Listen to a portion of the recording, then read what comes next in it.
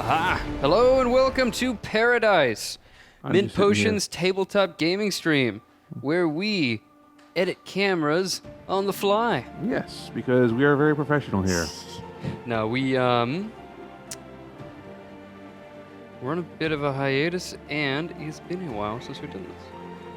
But no, I've been very busy. Hey, Tamaki, how's it going, man? Tamaki! How are ya? Okay, so, thank you for bearing with us. You know us, we always begin with a preview of our logo, and put the cart before the horse and didn't get a chance to get the final shot set up. But hey, Tamaki, welcome to the kitchen, where we play our kitchen table games. That will never get old for me. That's an old tabletop term. You know, it's a great kitchen table game, or so they say. And what can I say? We weren't using our kitchen for anything else, so I was just very happy to do that. D-Power! Thank you! Thank you, D-Power. That means a lot. Miss Moore, I don't think I've seen you around before, so nice to meet you. No one cares about Moore. I kind of do. I kind of do now. Means death, so I like death. Yeah, and I like Morty. What can I say? But mostly it's just you saying that no one cares about Mort that makes you care about Mort. But today, exactly like it says in the ticker and in the description, John and I were starting to create a character for me for D&D, and we've been talking about doing something for the studio, you know, some kind of recurring D&D game for a long time. And then on top of that, Ben and I were just talking about, yeah, you are, D-Power. We were just talking about cool ways to involve chat. One of the things I wanted to do with the stream is what you get to do when you're playing tabletop games with people, which is just to jump in and start backseat gaming. I'm sorry? Averagely new. Averagely new. I like it. Well, you're brand new to me, so you're not averagely to me, Miss Mort. So yeah, in addition to just sort of backseat gaming through chat, which I always think is fun, I was thinking, John, how do you feel about maybe having people play D&D with us on stream through chat? You know, having members of the community play with us. Would that work? Because John's really. I know I'm interrupting you. I'm sorry for that. But John's been in the D&D game for a long time. For more than 10 years, and there was at one point where he had more than 7 campaigns going on. It was nuts, and I'm brand new to this. I finally got some free time to me, and the first thing I wanted to do was get my first real campaign. So, how do you like that idea, John? It would be very difficult to get a game going on stream, just because I mean, we could draw up sheets and everything, but the thing is, it's not going to be nearly as personal or reactive as it would be. I mean, no offense to the viewers, 2 years are great, but I don't know how well that would really work. It would be fun to try maybe once or twice, but I really think that this is something that you lose a lot in translation trying to do something over a stream like this. Then again, we might be able to convince Tamaki to get this in there. So, yeah, I was thinking that might not be tenable, but nonetheless, I wanted to at least build a character on stream and try and get my juices flowing. Yeah. Thank you for that mysteriously moving camera. And also by yourself to correct the other thing is too is because without the because characters the players have to have their character sheets, or really it's really helpful as a resource to have their character sheet in front of it so that they can look at it and realize, oh wait, I can do this in this situation, because unless you actually have the sheets built, which you guys probably could do, chat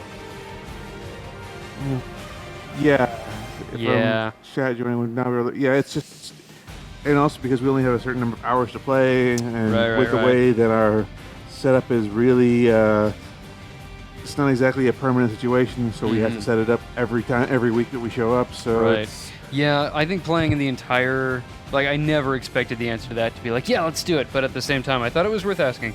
How would you feel about just peppering in whatever tabletop good stuff that we're doing, peppering in updates from our D&D campaign? I feel like that's something I wouldn't be able to help myself from doing, and I'm not trying to turn a phrase, just like I feel like we'd be playing like 40K or working on one of our games, and then just start talking about, and in the campaign this really cool thing happened.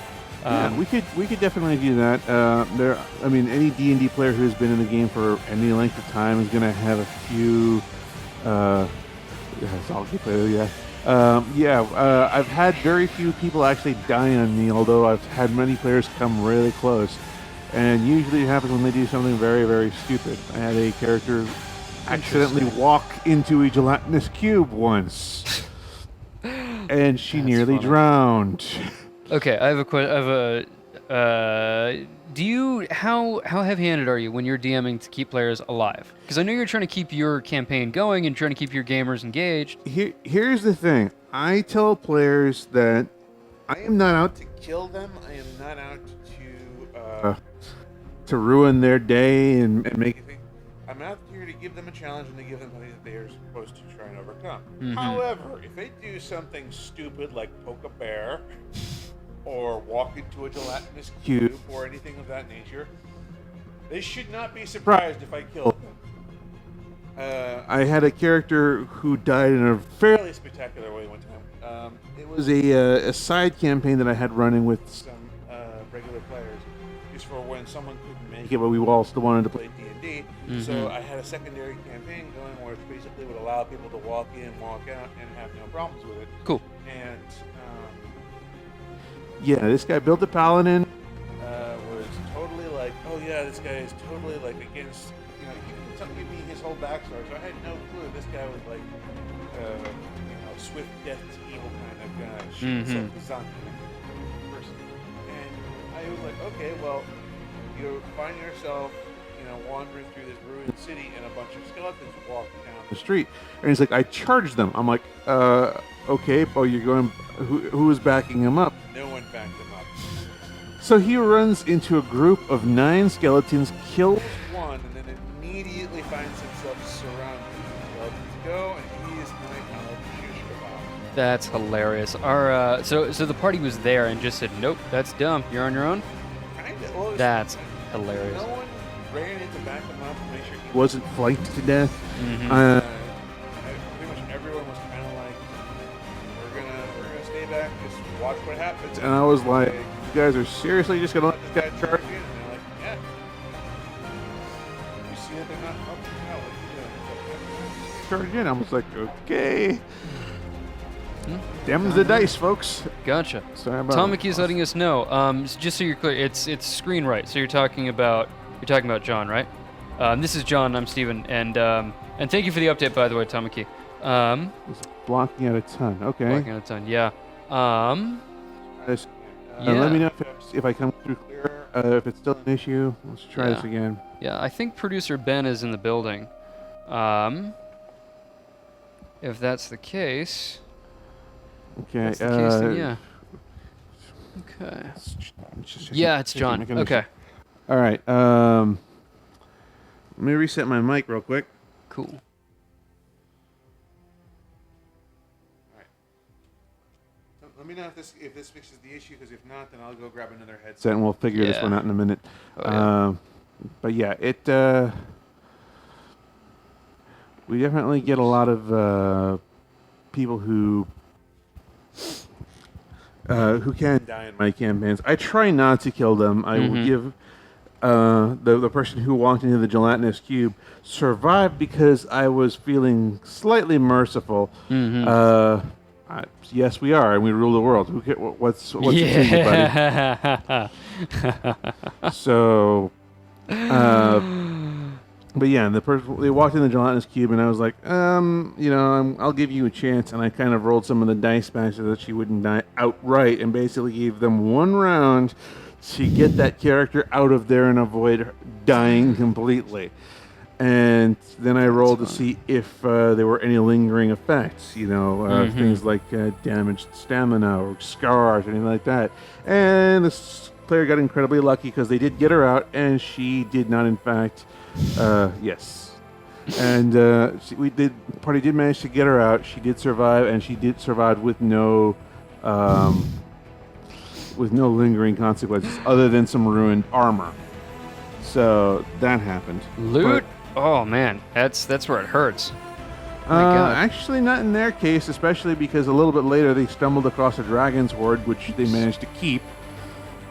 Oh well, that's a whole other story. But the long and short of it is that I was being a really nice DM, where I was trying to be a very cruel DM by basically saying, yes, I am going to plop this treasure down in front of them that they can't keep because it's enchanted, and then as soon as they try and pick it up and try and walk away with it, it'll destroy all their gear.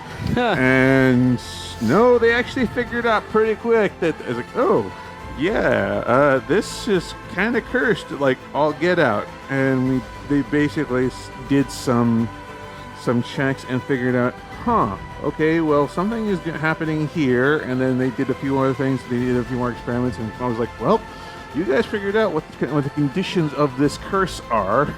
So now what are you going to do with it? And they're like, well, we're going to take it back to town. And they just so happens the leader of that town happened to know quite a bit of magic because she was a knight of the realm, and therefore was able to figure out through divination and other things, like, oh, okay, it's this kind of magic. So you need a special type of spellcaster who can remove it. They're like, is there one in town? I rolled. Yes, there is. Nice. So it's going to take you guys about a week, and they're going to take a certain amount away from you guys because this is treasure. Technically, you guys belong to a guild, and therefore the guild is going to take a cut for taxes. Because, yes, even in D&D, there is no escape from taxes. I was going to say, that didn't take long. That was amazing. Oh, man. So, yes, but they basically said, okay, we're fine with it. I'm like, are you guys going to wait out the ritual while these guys basically purify your gold? Because there's a lot, and it's going to take some time. And they said, yes. So they waited. I think it took them 2 weeks for them to process all the gold in wheelbarrows. I want to be able to measure my money like that. Scrooge McDuck, I want to have a vault full of money that's played out. I just want men with wheelbarrows carrying my money. After taxes, each player character wound up with 1 million gold. In gold pieces. I mean, not. I mean, so just 1 million's 1 unit of value, but 1 million pieces of them.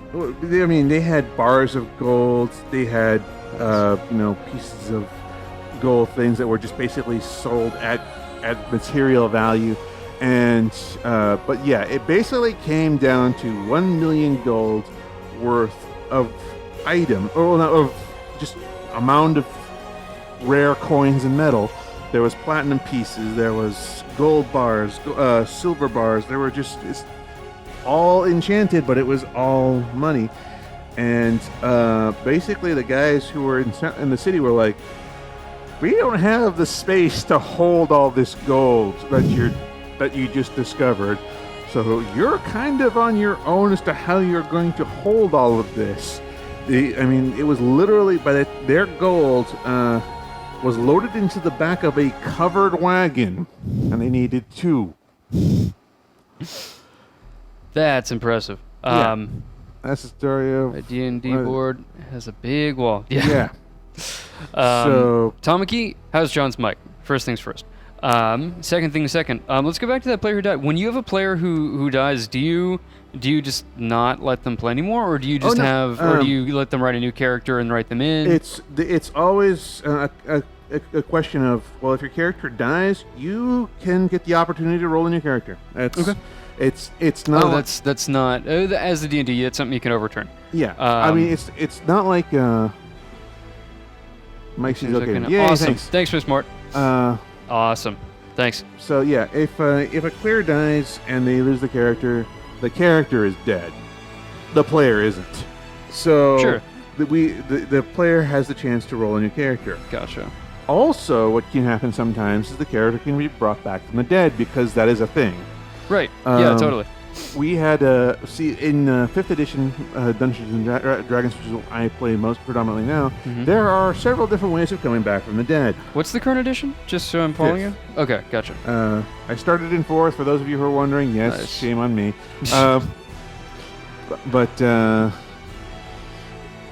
Hey, we have numbers behind our names. Okay, we will make sure we add the number 14 after your name, Tamaki 14. Okay, nice. But yeah, is it Tamaki or Tomoki? Tamaki.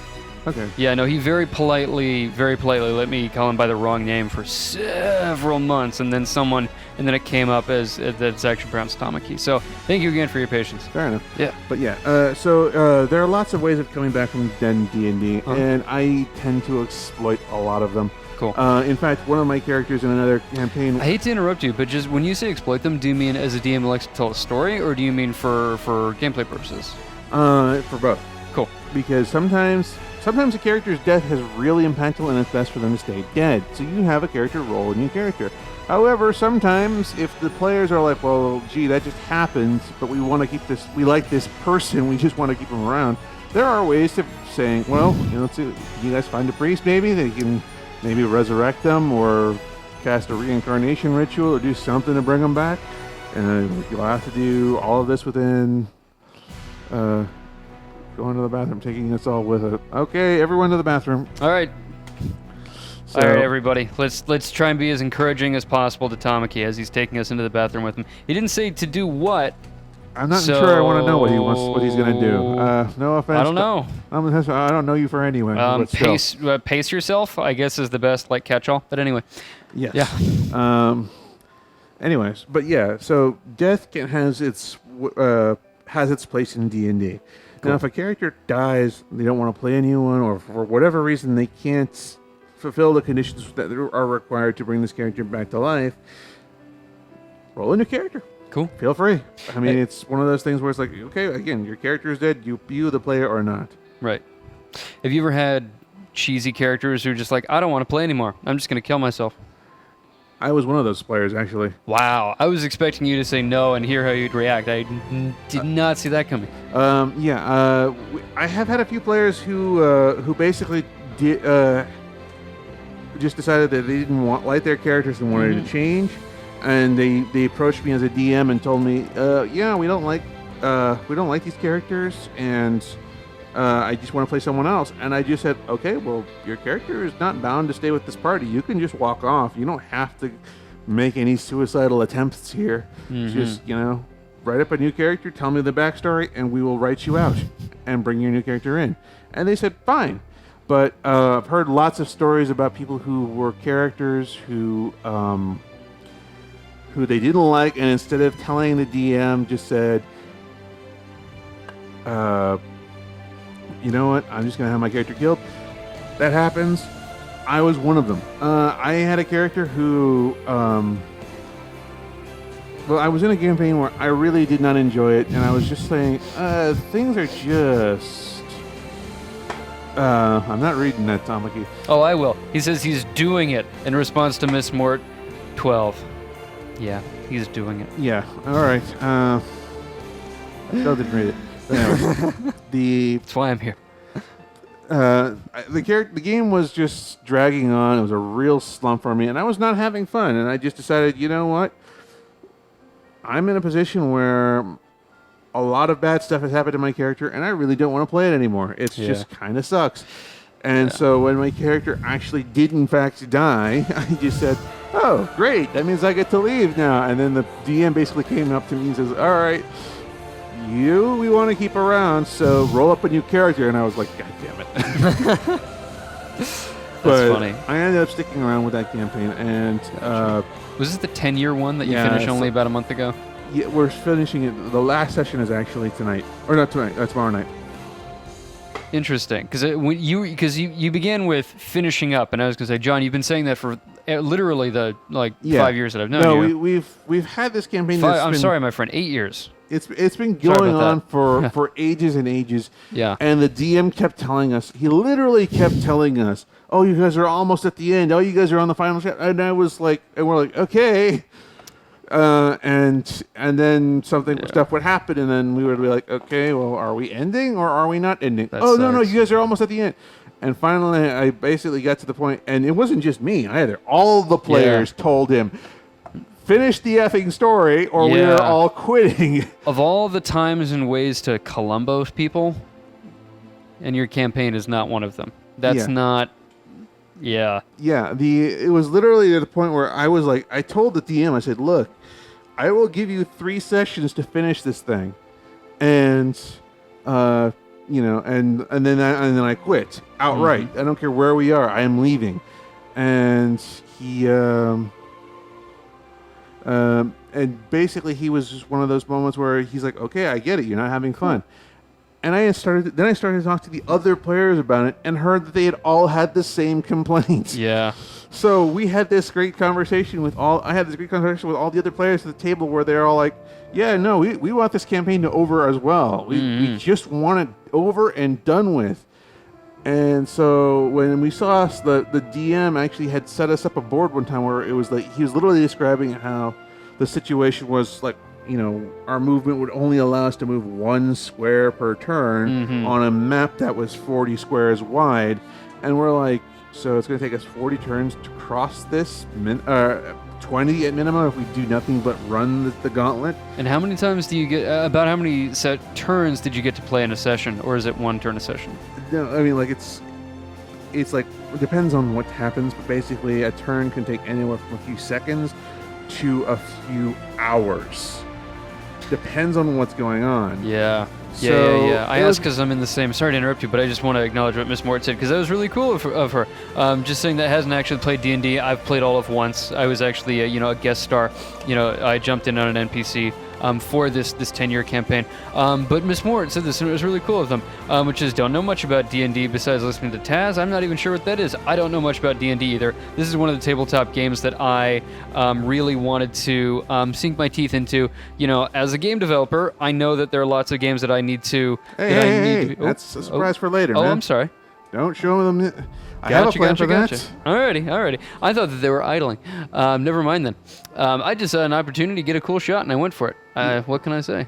I apologize for nothing. Yes, you do. So yeah, this is one of those big games for reference that I realize that, all game developers should have a top 20 list of the games that they really know. And then there are a couple that should be on every developer's list, or really just, anybody who cares to learn more about game design, and D&D and World of Warcraft and, Magic the Gathering, as well as like Counter-Strike and Call of Duty. And, this is one of the great big games, and I've been a developer for a while and I don't know it. So I'm learning with you, Miss Mort. Tamaki says it can get pretty cray-cray. That might be an arcane, esoteric D&D reference, and I don't realize it. It might just be our modern lexicon. I don't know. That would be our modern lexicon, I'm guessing. But anyways. But yeah. So I just thought that was super cool with Miss Mort. But yeah. Well, yeah. So to answer the question that was going on, so yes, the campaign is ending. It's tomorrow night. We're having our last fight, which is against Vecna, which is one of the greater deities of undeath. You're at level cap, aren't you? Oh yeah, we long ago hit level cap, and that's really unusual, isn't it? Yeah, in most campaigns you never hit level cap. In 5th edition, it's level 20. However, the campaign I'm playing in currently is 4th edition, which means that our level cap is 30, which is the level of gods, by the way. And yes, our characters are exactly like that far away from being proper gods in our own right. That's cool. We actually just have conversations with them on a daily basis. It's kind of ridiculous. That's funny. So when you say it's a 4th edition campaign, does it predate 5th edition? Yes, it does. That's cool. The campaign that I've been playing in for longer than I can really recall properly now is that you can name anything that I requested it called. Minta Strike. Cool. Super cool. Well, if you can name anything that I requested it to be called, if you want. Minta Strike? Minta Strike. I like it. I like that a lot. I have a friend who's going into game design. Good for them. Ooh. Yeah. Minta Strike. Are there abilities or attacks that we get to name? For within D&D, just writ large. If you have a signature move you as a player want to do, you can do it, but it basically just says you make an attack and you roll. Cool. I will be shouting out Minta Strike and giving reports of what happens in the campaign as we go. Another one of our producers, Matt Hull, is a big Pathfinder player. So I imagine I really want to do something other than just updates and building a character on, which is great. I love the idea of dropping updates of all of our campaigns that, the Mint Potion crew has going on and doing stuff like building a character on stream. But at the same time, I want to find some cool thing to do with a long-running campaign in the studio. We haven't figured it out yet, but I want to do something. I feel like the potential is there. Awesome. Getting into games, I was referencing you. But yeah, for those people who have actually played Pathfinder, it's fairly similar to 3.5 D&D. A lot of people call it 3.75. And what's funny is that actually recently, for that style of game, which is Pathfinder, there is a new class that has been just released by Old Spice, the deodorant company. It is called the Gentleman class. It is hilarious. I was waiting for it to be awful, so the fact that you say it's hilarious... No, it is actually playable. That's quite the emotional arc I just went through really quickly, just like, oh god, that's so dumb. Oh, okay, good. No, I read this and I was like, okay, this is for Pathfinder. Whoa, man. And I started reading and I was like, I want to find a way to port this over to D&D because this is pretty good. Dude. Basically, at this point, it's being a Kingsman. Oh, hell yeah. That is what the Gentleman class that Old Spice has released essentially is. You are a Kingsman. You're a Kingsman agent or a butler from the stereotypical butler series. Insert Black Butler or Big O. Think of any anime series where the butler kicks ass. Artemis Fowl. That is the class that they essentially created. And yes, they have included a lot of jokes. There was one character in there or there's one move in there which is "I'm on a horse," which basically says once per day you could just randomly say "I'm on a horse," and a horse suddenly appears underneath you. If your character is married, your wife is also with you because it is romantic. Awesome. And basically, it's all it mechanically functions as is basically a once a day dash option because it allows you to, as a just sort of reaction move, you get to just go, okay, I'm on a horse, and then you move 30 feet.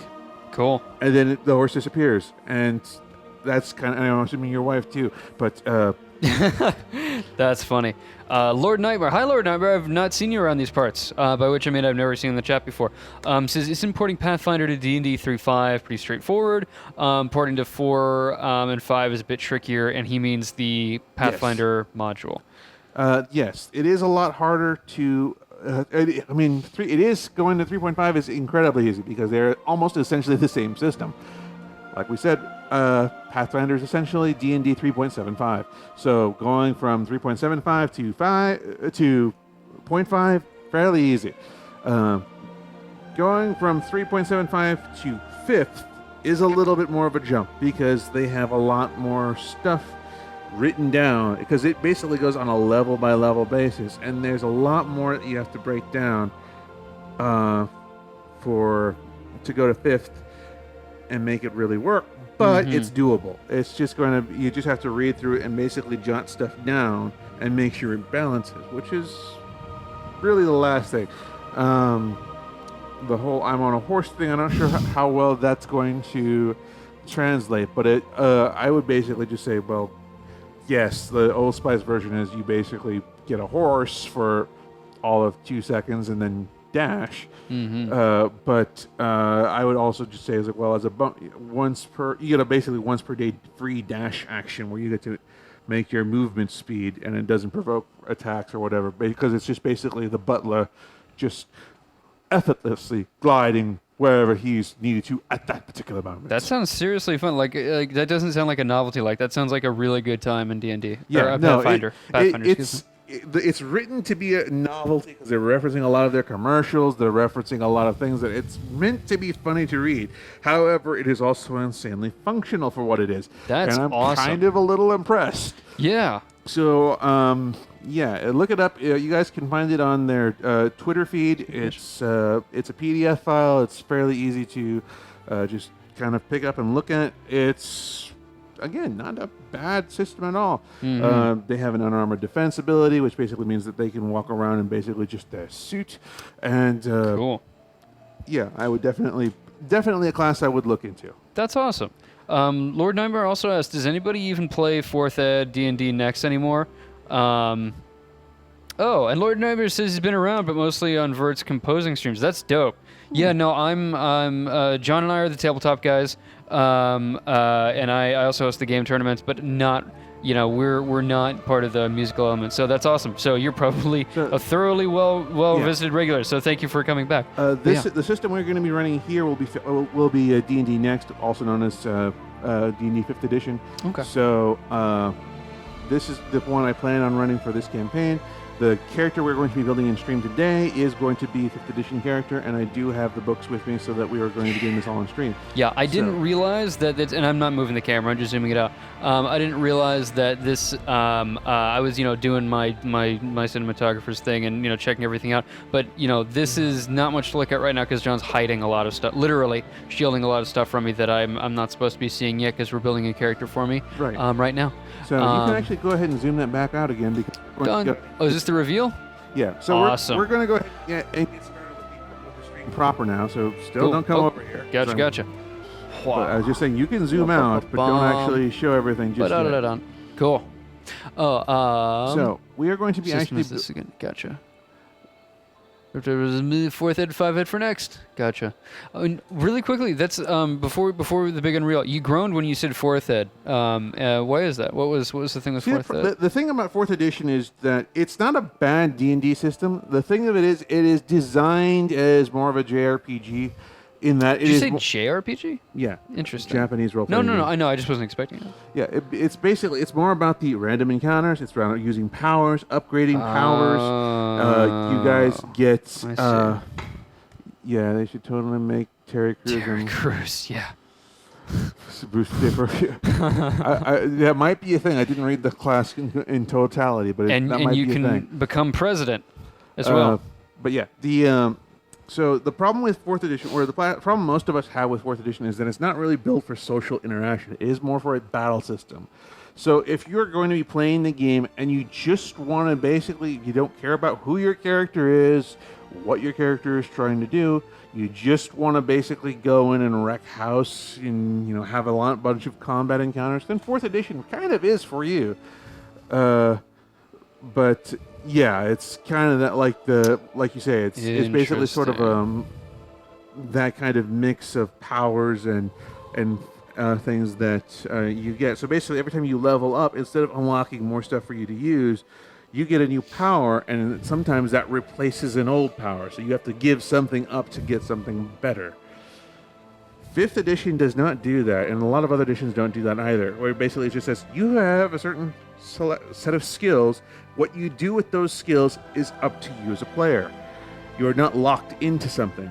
For example, if you want to say in older editions and in 3.5, if you want to say I take 2 arrows, knock them, and try and shoot somebody with them, you have the ability of doing that, but it's going to be a bit more difficult to do. So it's up to the DM to say, well, yes, you can do that. No, you can't do that. Or you can just say, okay, well, make a roll. Let's see how successful you are at that. Interesting. Whereas in 4th edition, if you didn't have the actual skill that says like Twin Strike, which gives you the ability to do exactly that, you can't do it. Gotcha. You actually have to have the power to do something, the actual ability on your thing, and you can't actually spam certain abilities. Like let's say can or can't. You cannot. Interesting. Like if you there's in 3.5, sorry, not 3.5, in 5th edition, you have spell slots. It's a limited resource, and you know that going in, but you can use them for any. It's a resource, so you can use that to cast any spell with a certain thing. Whereas with 3.5 or with 4th edition, it was you have this one spell. It is a one-time per encounter thing, and until you take a short rest, it doesn't reset. So yeah, 5e at least from the parts that and then the PHP is read so far seems a simplified version of 3.5. This is correct. In terms of proficiency levels per class, replacing the long complex class. Yes, that is a very accurate review of 5th edition. Dope. It is a simplified version of 3.5. That doesn't necessarily mean it's a dumbed down version. It is good.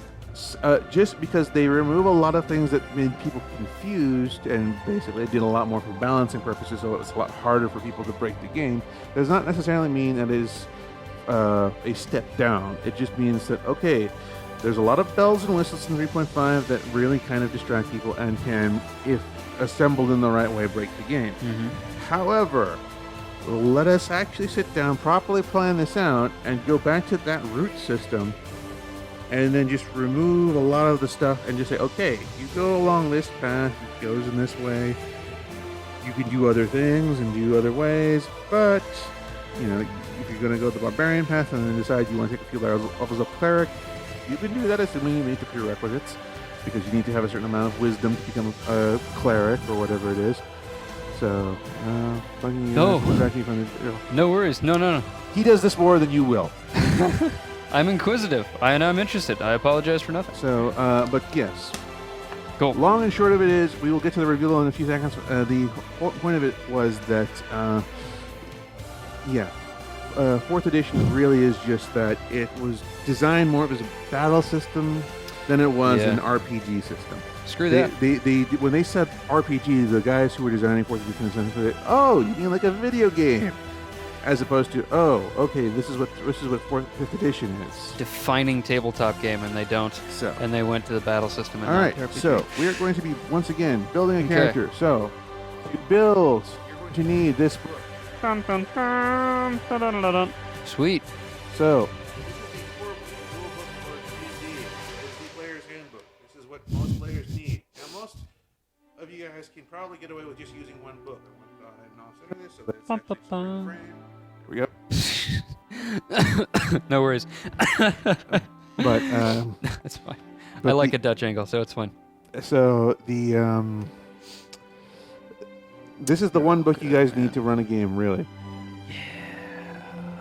Blah blah blah. Hitler. Blah blah blah blah. Then it's all good. Yeah. Yeah. So Mike. Oh, Mike. The entire game can be run out of this book. This is all you really need. Is it still John's mic, really quickly? Yeah. So go ahead and keep talking. Say again. Oh no! Someone just posted it in chat, and John's mic was going in and out. And right, this is better now. Okay. Thanks, Lord Nightmare. So yeah, this is the only book you guys really need to play. Cool. You guys really only need one book per group, assuming you guys don't mind sharing. However, usually everyone will get their own book eventually. Cool. So. This is what you need. However, there are more resources available. That's good. Yeah. And there's yes. Oh God. There are. I thought I knew how to talk something and up. Lots and lots of resources that you can get for this thing. Yeah. Dice are my particular fetish because, quite frankly, I have enough. Most D&D players have enough to have enough dice on them at any given point to provide enough usage for maybe a modern military squad. Yeah, no, really. I own enough to provide for a platoon. Yeah, no, dice are... So, John, you didn't need to say you had a dice fetish because this is a tabletop stream. Like, it's clear. Like, this, and I know that without you saying anything, this is not everything. yeah, Because it can't be. It just can't be. This is only a handful, and I have an irresponsible amount of dice at home. I had to pare this down just so that I could get it into my dice bag. Nice. But anyways, so we have dice. Dice, and we have lots of books. Here we have the Player's Handbooks, Xanthar's Guide to Everything. This is one of the newest books and the newest... It's actually called The Guide to Everything? I always thought that every gamer I was talking to was just like turning a phrase. That's hilarious. No, it's actually called Xanthar's Guide to Everything. It's actually called Xanthar's Guide to Everything. Volo's Guide to Monsters, which is a great book. It's a great supplement for those people who want to actually know more about certain types of monsters. But those are cool. Such a noob. Only seen them at Ren fairs. Wow. Okay. Wow.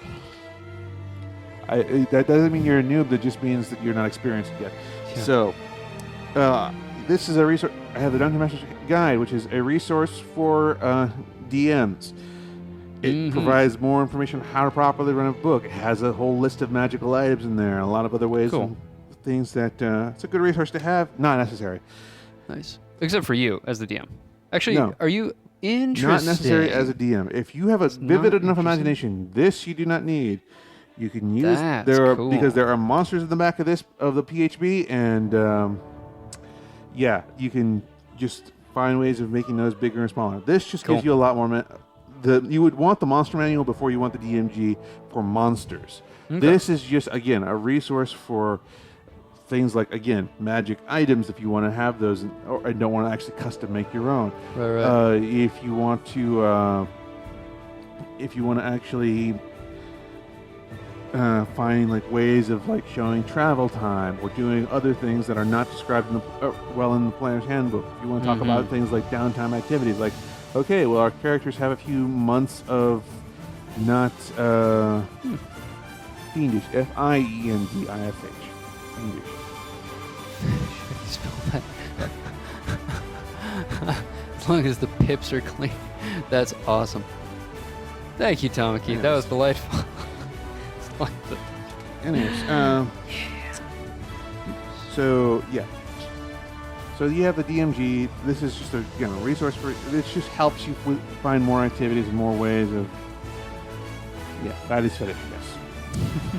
Yes. Monster Manual has more manuals, and then this here is not a Wizards of the Coast book. This is actually. Yeah, I was wondering what that was. Whoops, a daisy. Sorry about that, folks. This is actually a third-party book, which is basically just a giant book of monsters. Cool. This is the one you called said. The Tome of Beasts. You said off camera that you've only used this once. That is a different book. Oh, gotcha. My bad. Yeah. That's another thing that I will get to in just a moment. That's book of a different color. Dun, dun, dun. Well, but since you did bring it up, I'll go and bring it out now. Cool. So D&D is not the only system out there. There's lots of others. We have things like Vampire the Masquerade. We have Boom. That was great. We have things like Vampire the Masquerade, and we have Mutants and Masterminds. This is another another game that you might want to be interested in trying, which is this game here is based on a D20 system, and it just uses a D20. That is the only die that you will need to play this game. Is that what it means when I hear based on whatever type of die system? Does that mean it only uses it, or just like revolves around that one die? The focus of the game is usually that one die, but that doesn't necessarily mean it's the only die you need. Gotcha. With the exception of games like this. Yes, that is correct. Gotcha. The dent on the dice called tips. Yeah, which is dope. Not a lot of people know that. But yeah, this particular system I've only run once. It is a fairly interesting game system, though. Again, it runs purely on a D20. That is the only die you need. So if you want to build a class, you can roll a D20 to figure that out. You can roll a D20 to figure out what kind of stats you get and a lot of other things. Rolling your attacks and everything else requires a D20. Rolling damage rolls a D20. Overcoming resistance, roll a D20. And the only die you use is the D20 for this game. This is a little bit more comic book than D&D is. D&D can be fairly. It can go from grimdark to high fantasy to all kinds of things, and this can too. But straight out of the book, this is very much more of a campy setting, which is not a bad thing. I mean, just because I say it's campy doesn't mean it's a bad thing, because camp has its place. I've played another RP game which was set in the 1920s, and you were a 1920s hero. So everybody spoke with a very, very distinct accent, and your skills and abilities were very, very distinctive. You had an ability called the Thunk of Registration if you were an engineer, which basically was you just slammed on an object and made it work magically. Oh, that's awesome. Did you spend lots of time chasing down anarchists and bootleggers and things like that? No, I spent a lot of time chasing down Nazis and former communists. Cool. It was really interesting, and Nazi bashing, very topical. The problem is that I was at the time playing a character which was not appropriate for the setting. I was essentially making Vash the Stampede only more of a noir character version of Vash the Stampede. Like a serious, just like So I should imagine like Clint Eastwood with like that hair. Kinda. That's awesome. I don't know why that came to mind so fast. That's dope. That was who I built, and I was like, this character just don't really fit in with the guy who is all. Good one, Tomke. Yeah. Sorry, that was too funny. Yeah. I grew up in the 90s, so I mean that just the more you know has been emblazoned in my childhood. Mutants and Masterminds, another good system to use. Cool. But there are lots of others. There's Pathfinder. What's GURPS? GURPS is a generic universal roleplay system, but does that mean that you get to build the system, or is it just like a blank slate as far as your storytelling goes? Basically, it's a game that doesn't have class systems. So it's just you have abilities that you choose, and then that is how you basically run the game. Is that it's less of a here's your class, this is what unlocks when you play it. No, it's more like, okay, I want to have a character who can hit really hard, so I'm going to build a character with high strength. But I also want him to use swords, so you give him the ability to wield swords. Okay, but I want the swords to be, empowered by magic that he casts, so you give him levels of magic. And so I also want him to be really stealthy. Okay, so you give him levels of stealth. If you want to basically build Conan the Barbarian, but don't want to stick to a particular rules class, that's how you run groups. I like it. But there are actually ways of doing that in other systems. You just have to know how the system works, and you can sort of exploit the system and do what you want to do. Cool. Building Conan in 5th edition, what you would do it by running a few levels of Barbarian and a few levels of Rogue. Cool. Or you could actually do it just straight Barbarian, because there are paths that would basically allow you to run that or you can just run pure Rogue, depends on how you feel like it, and just instead of making a Dex Rogue, you just make a Strength Rogue. Dex is in Dexterity, right? Yes. Cool. Depending on the game system, you have different core abilities. In Dungeons and Dragons, you have 6. You have Strength, Dexterity, Constitution, Intelligence, Wisdom, and Charisma. In Mutants and Masterminds, you have a different setting. So I actually have this marked, so I can actually, since I'm not very familiar with this, I'll have to actually read this off. And we're just doing this quick run through because we want to get into RPGs in the stream, but the character that we're actually building today is D&D 5th. Yes. So in this game, you have Strength, Agility, Fighting, Awareness, Stamina, Dexterity, Intellect, and Presence. Presence. Yes. Never heard that one before. What's that? In this case, it basically is sort of like well, it's kind of what it says in the tin, where you basically it's how well people notice you, how much panache you have in a conversation. Someone with a low presence is not someone who's going to, be noticed very often, whereas someone with high presence is going to be the person who walks in the room and says, they're like, never fear, but I am here. That kind of person. Nice. Who announces themselves. That's the person with high presence. Or people who, someone who, everyone knows the person who, when they walk into the room and everyone just, conversation stops as everyone turns to look because they look that good. Yeah. That's a person with high presence. Cool. I like that. So yeah, that's how this works. And also has defense. This also has defenses. So you have dodge, parry, fortitude, toughness, and willpower. Those are your defenses. So this game actually has 12 stats for you to keep track of. Is it beginner friendly? It is actually fairly beginner friendly because you don't use all the stats. Really, the only stats you really use are these stats. But if you want to do other things, you have the ability to look at your stats and just kind of go, oh, okay, I kind of know what I want to do.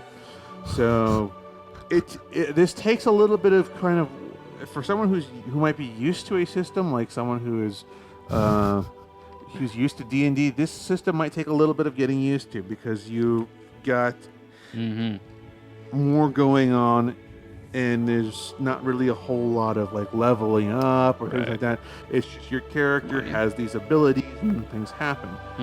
But cool. And the cool thing about this system is that just because, and also the cool thing about this system is that just because things are arranged in a certain way doesn't necessarily mean you have to stick to it. Cool. If you go into this particular part here, you could actually list out all of the abilities that you guys can take as characters, and you can literally custom build what you want. Nice. If you take a flaw, it gives you a reduction in points because you're given a certain number of points to build your character with. Yeah. This is for advanced users. This over here is for beginners. Yeah. Gary just joined us. This is Mutants and Monsters. Yeah, and for those people who are real beginners, they also include in this book pre-made characters.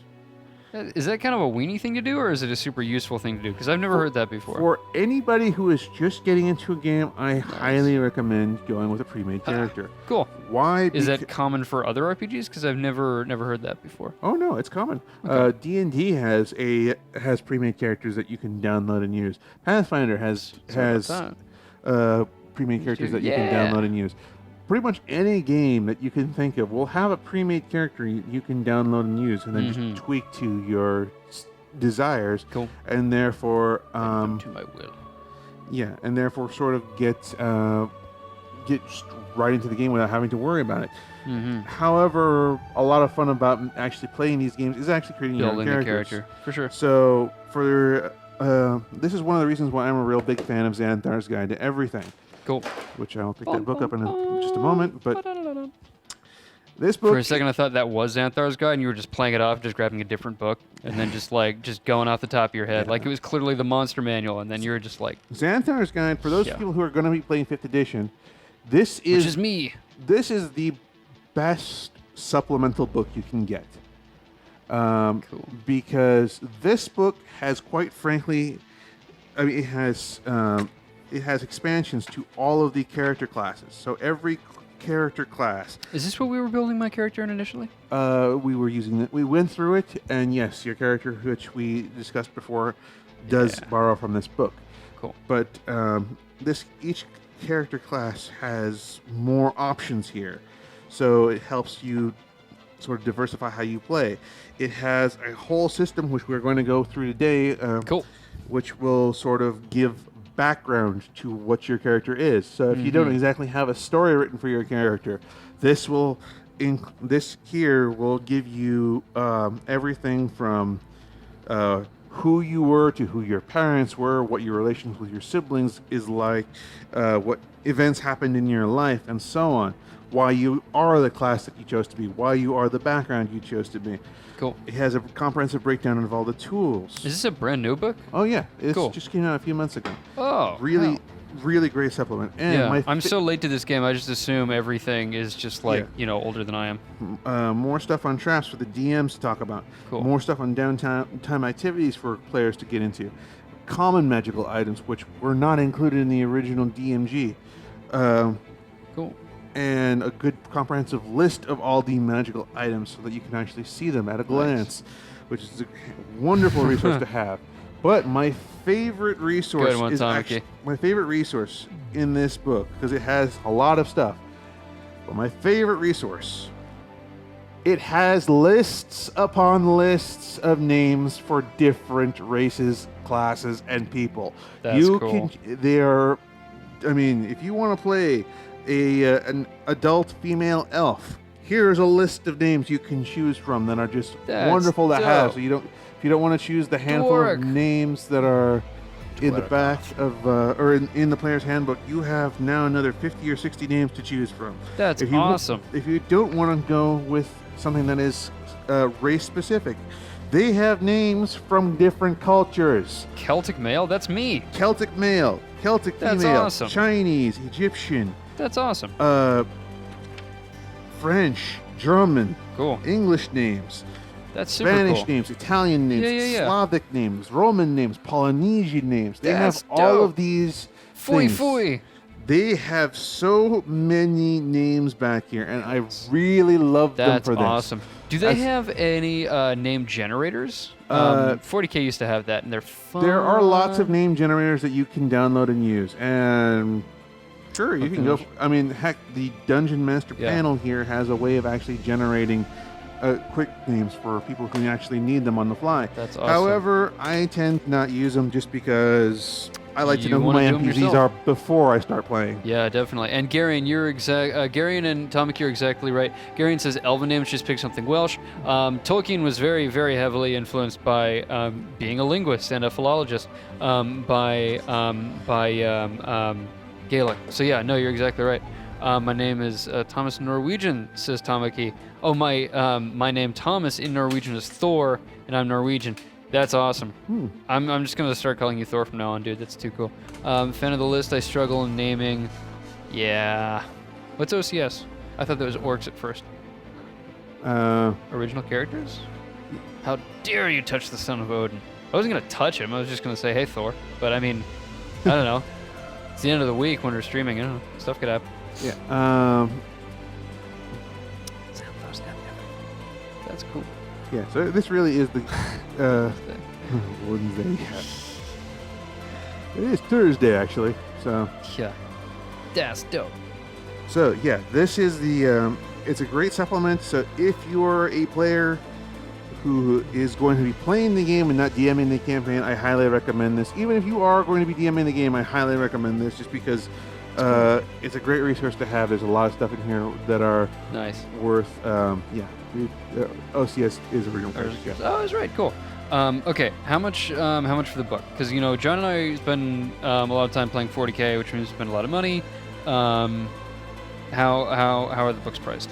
I don't actually recall off the top of my head, but it is written on the back of the book. So, the suggested retail price for this one is $50. Okay, that's about what I was expecting. It's nothing gougy. Sometimes they give it a fancy cover and charge an extra $15. To just say it, the original Player's Handbook is also $50, but that's the original price, and they aren't necessarily sold as priced. So, I believe I spent $25 on this one when I bought it, and heck yeah! And I spent $40 on this one when I bought this one. And one thing I really can't wrap my head around is that everything in the Pathfinder, world is free. It's all first-party free PDFs on who's the publisher? Wizards? Paizo. Paizo, that's right. It was Paizo made their game open source, which is why it's free to play, and they make their money by selling the books.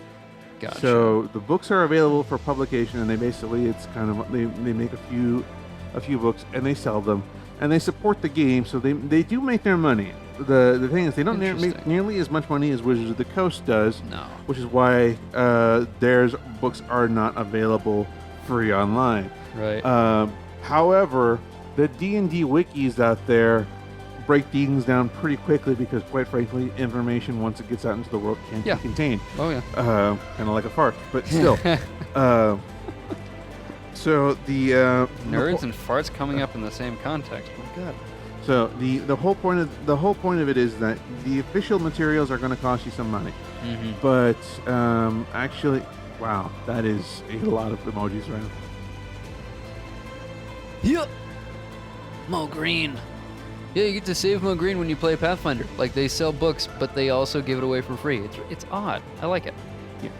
So, but yeah, I like playing Pathfinder. I like playing Dungeons and Dragons. This system I'm more familiar with, so I tend to run this more. And the image you're seeing on the screen right now is actually a Storm Giant. So that's dope. In case you're wondering what that is, that's what that is. Cool. Actually, no, sorry, I take that back. It's a Frost Giant. How dare you? Storm Giants and Frost Giants. Well, they're relatively similar, but no, I know. I'm being facetious. There are 9 different types of dragons. Excuse me for getting 2 of them mixed up. Not at all. Not at all. I'm busting your dice. Yes. What can I say?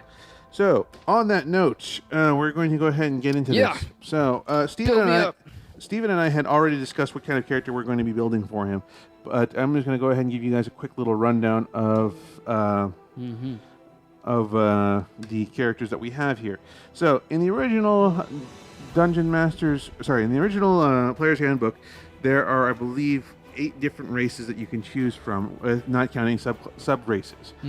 So you have dwarves, elves, humans, halflings. Those are the big 4. Those are the main 4. You also have dragonborns, half-elves, tieflings, and half-orcs. I forgot gnomes, and I'm pretty sure I'm forgetting one other race, but I can't recall it off the top of my head. But no worries. You guys get the point. Yeah. So there's lots of races in here. Volo's Guide, which is another supplemental book you might be able to be interested in.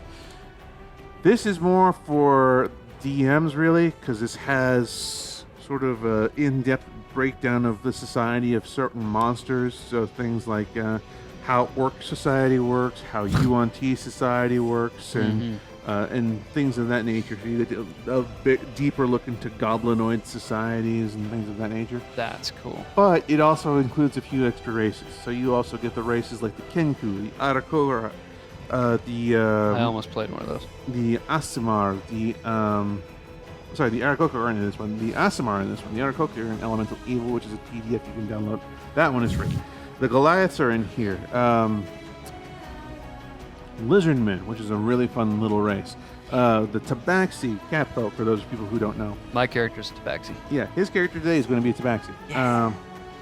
And the Tritons, which are sort of these deep folk. It also has monster races like orcs, kobolds, goblins, hobgoblins, and so on. So those can be found in this book. So we're going to be needing today all 3 of these books because that's the character he built. Yeah. So I'm needy. So we are going to need, for his race, we're going to need Volo's guide to get the Tabaxi statistics. Cool.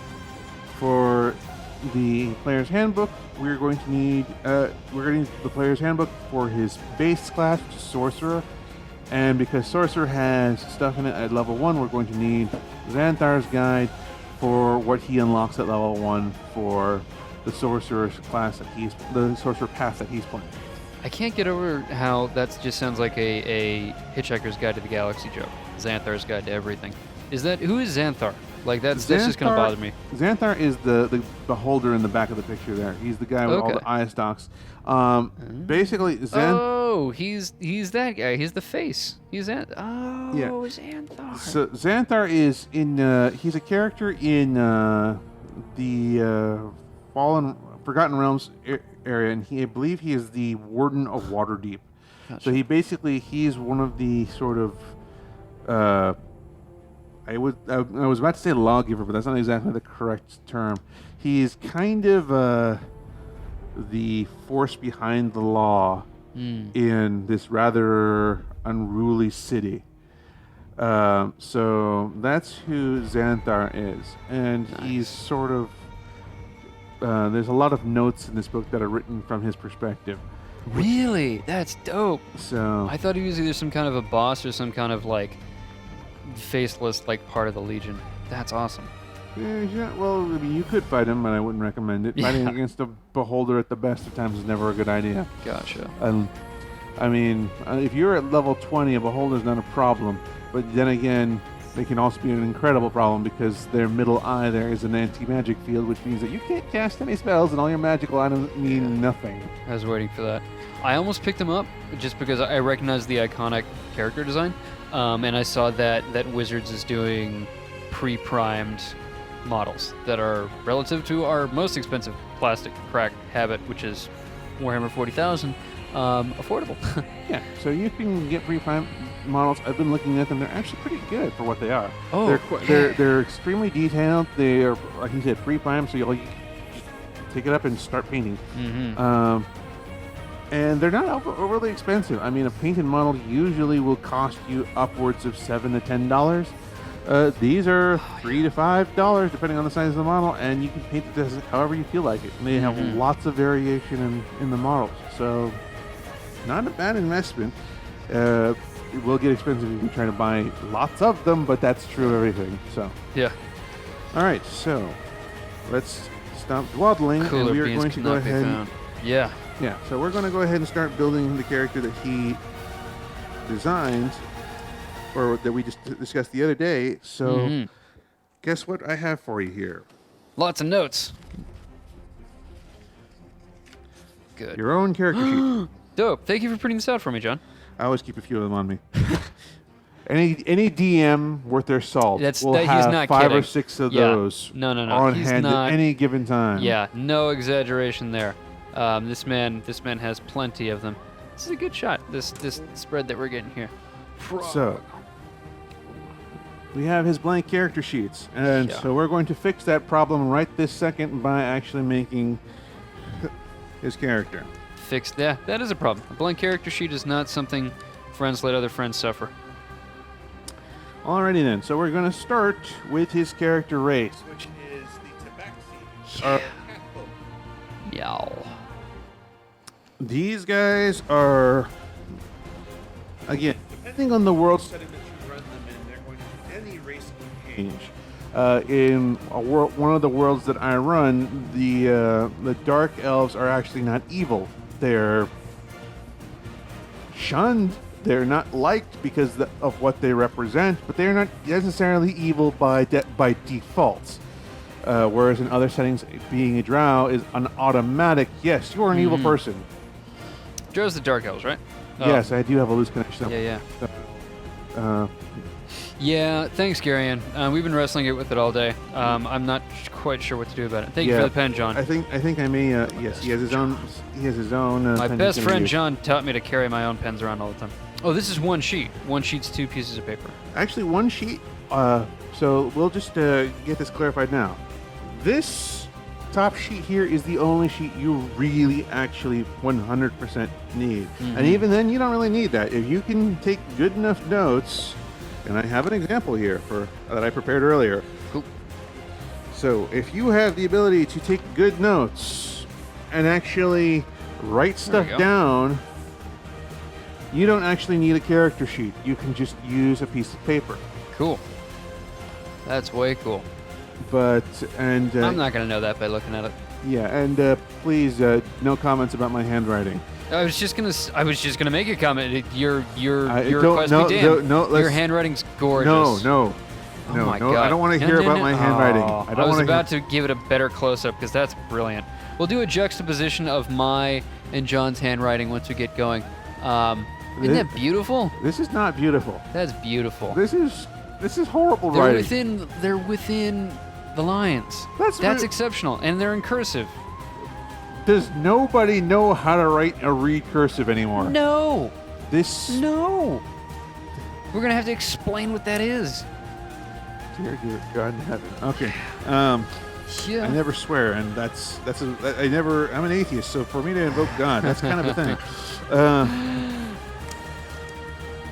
I think I just killed half of our audience by admitting that on stream. But anyways, for those of you who are religious, know that I have nothing against you. I'm not out to kill you or just my own personal beliefs. This is where I stand. Oh, alignment.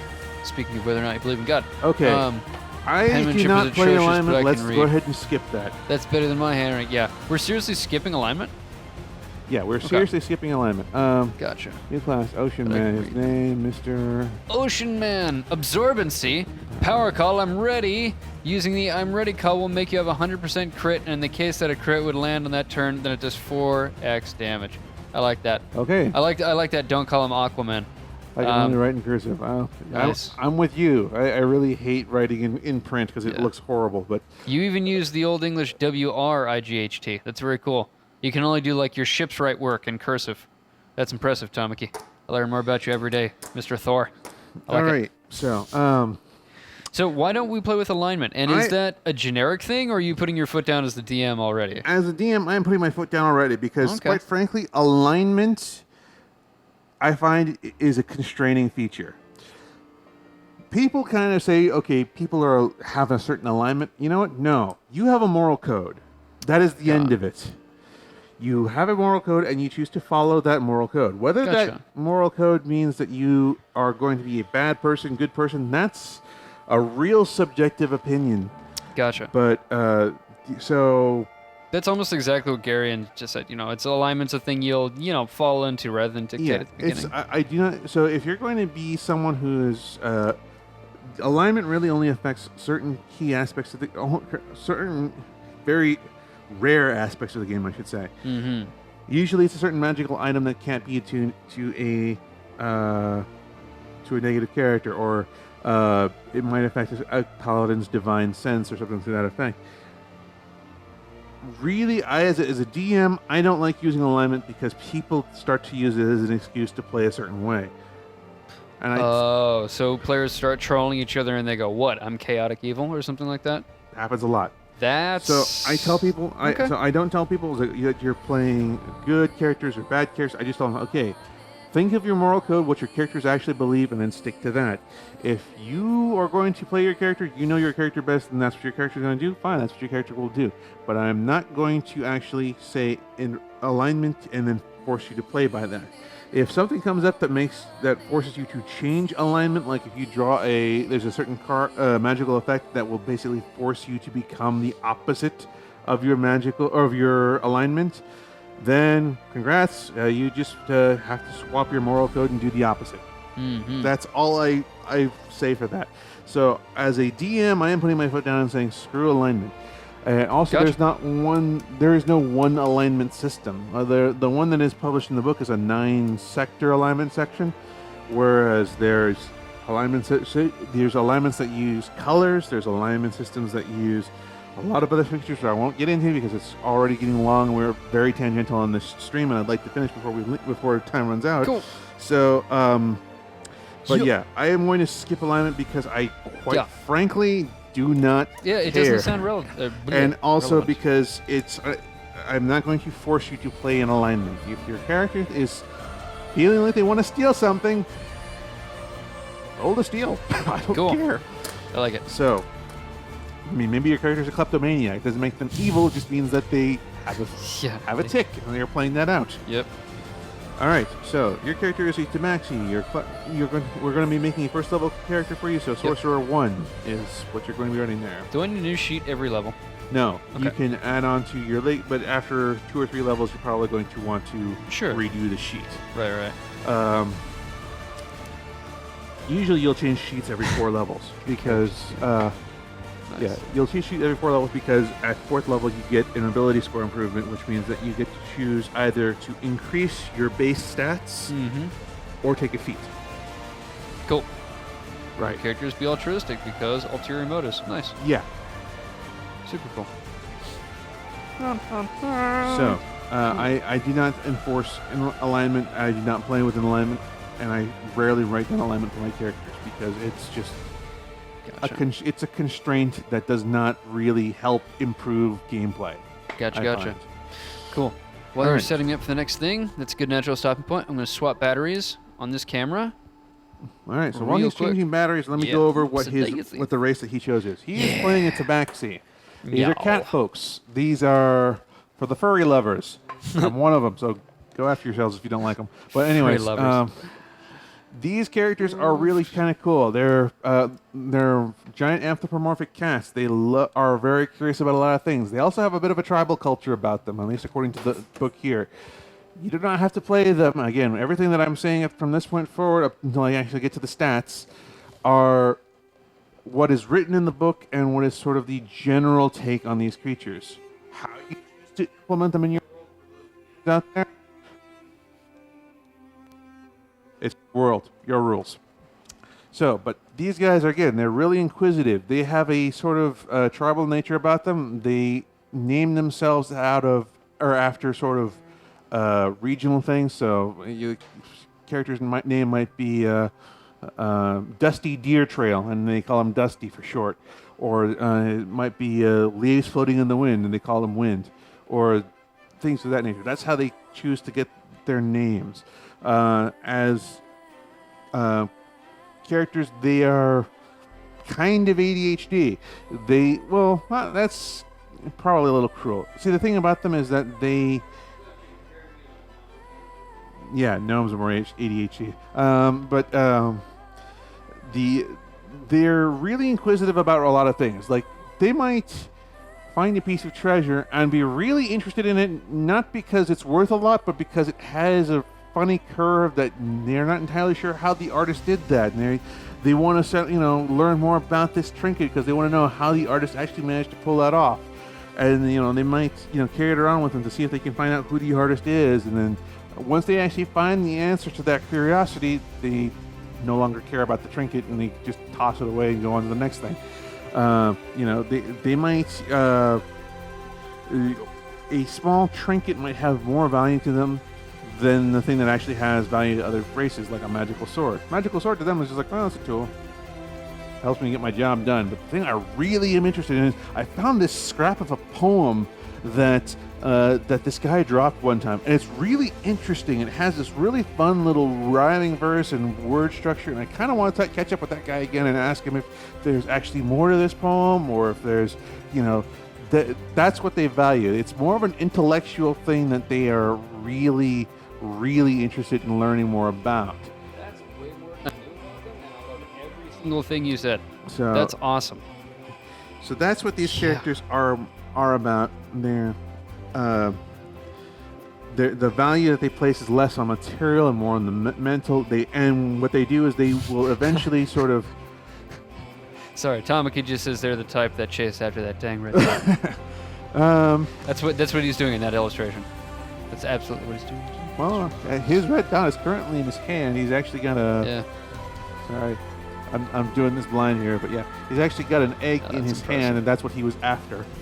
It's impressive that you did that with the book reversed and camera left versus character right. That's very well done. So, moving right along. So, these guys are really cool for mechanical reasons. And now here's the part that's not optional because these are the race details. So these guys start off with racial.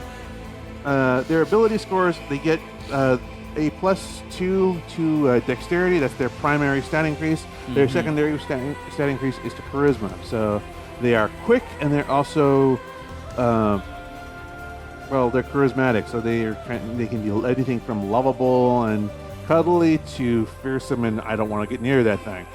So they have a lot of charisma about them.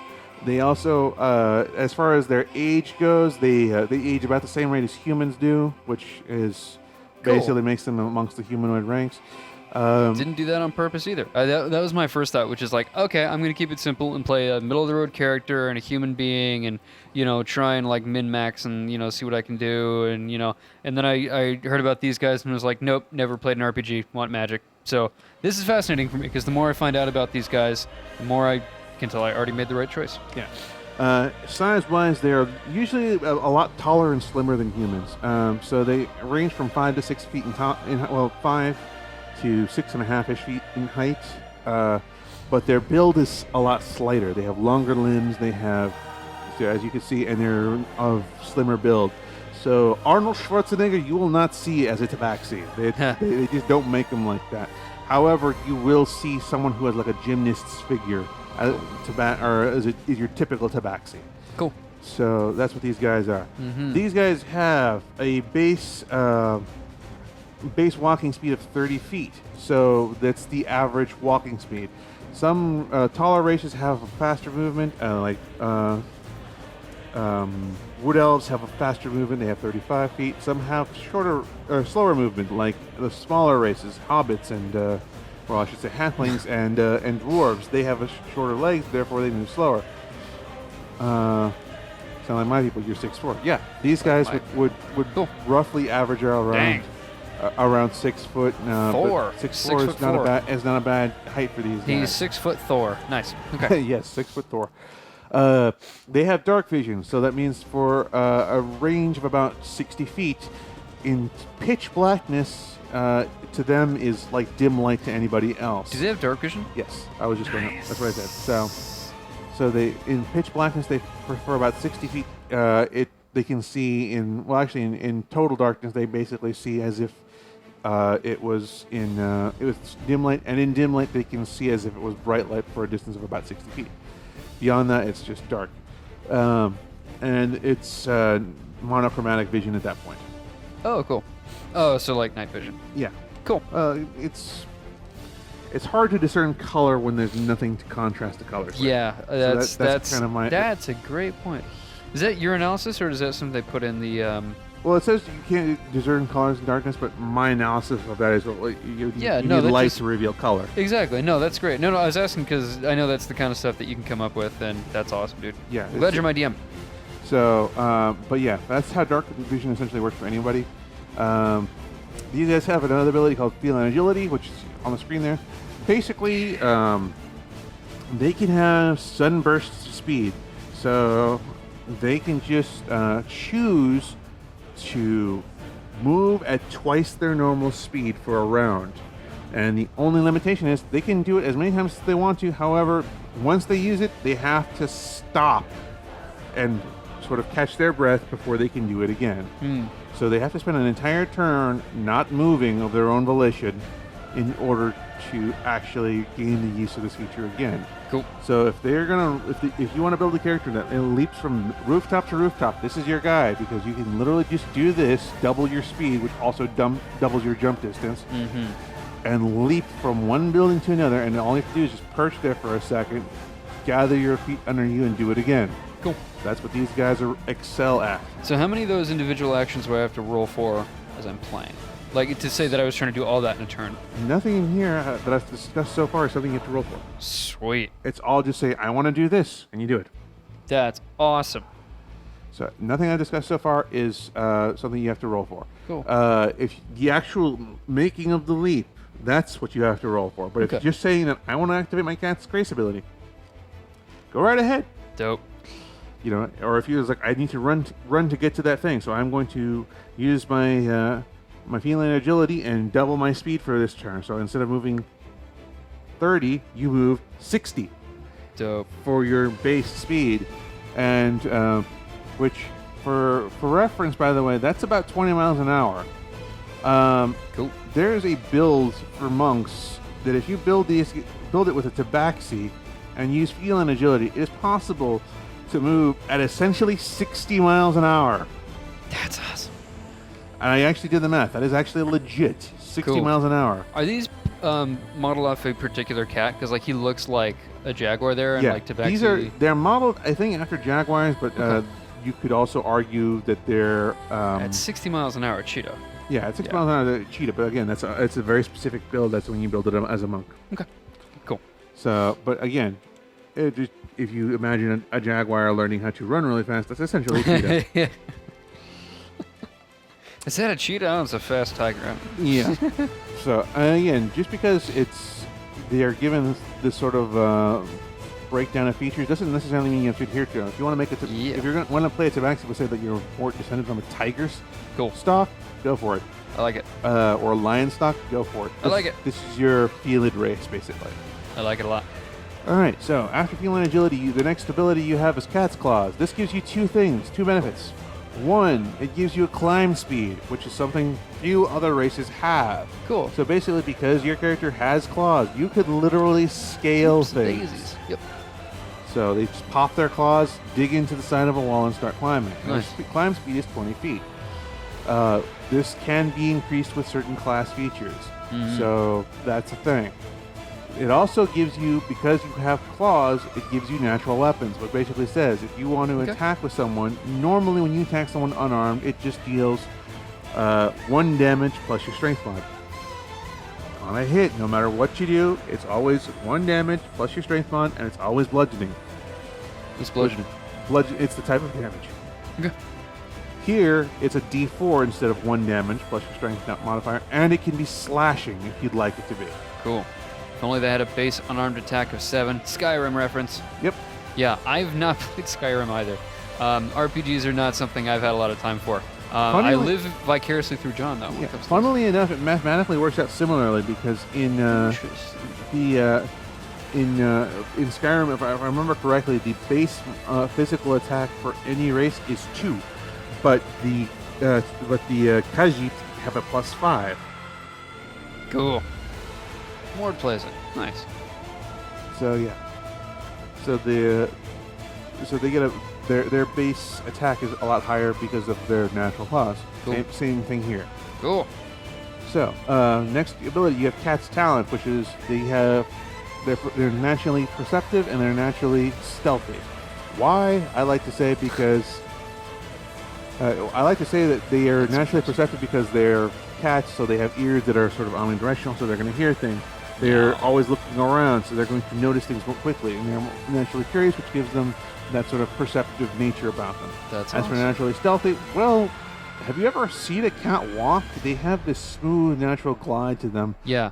And because of the way their feet are structured, it just makes no sound. Yeah. I've seen cats walk. I've never heard cats walk. Yeah. Yeah.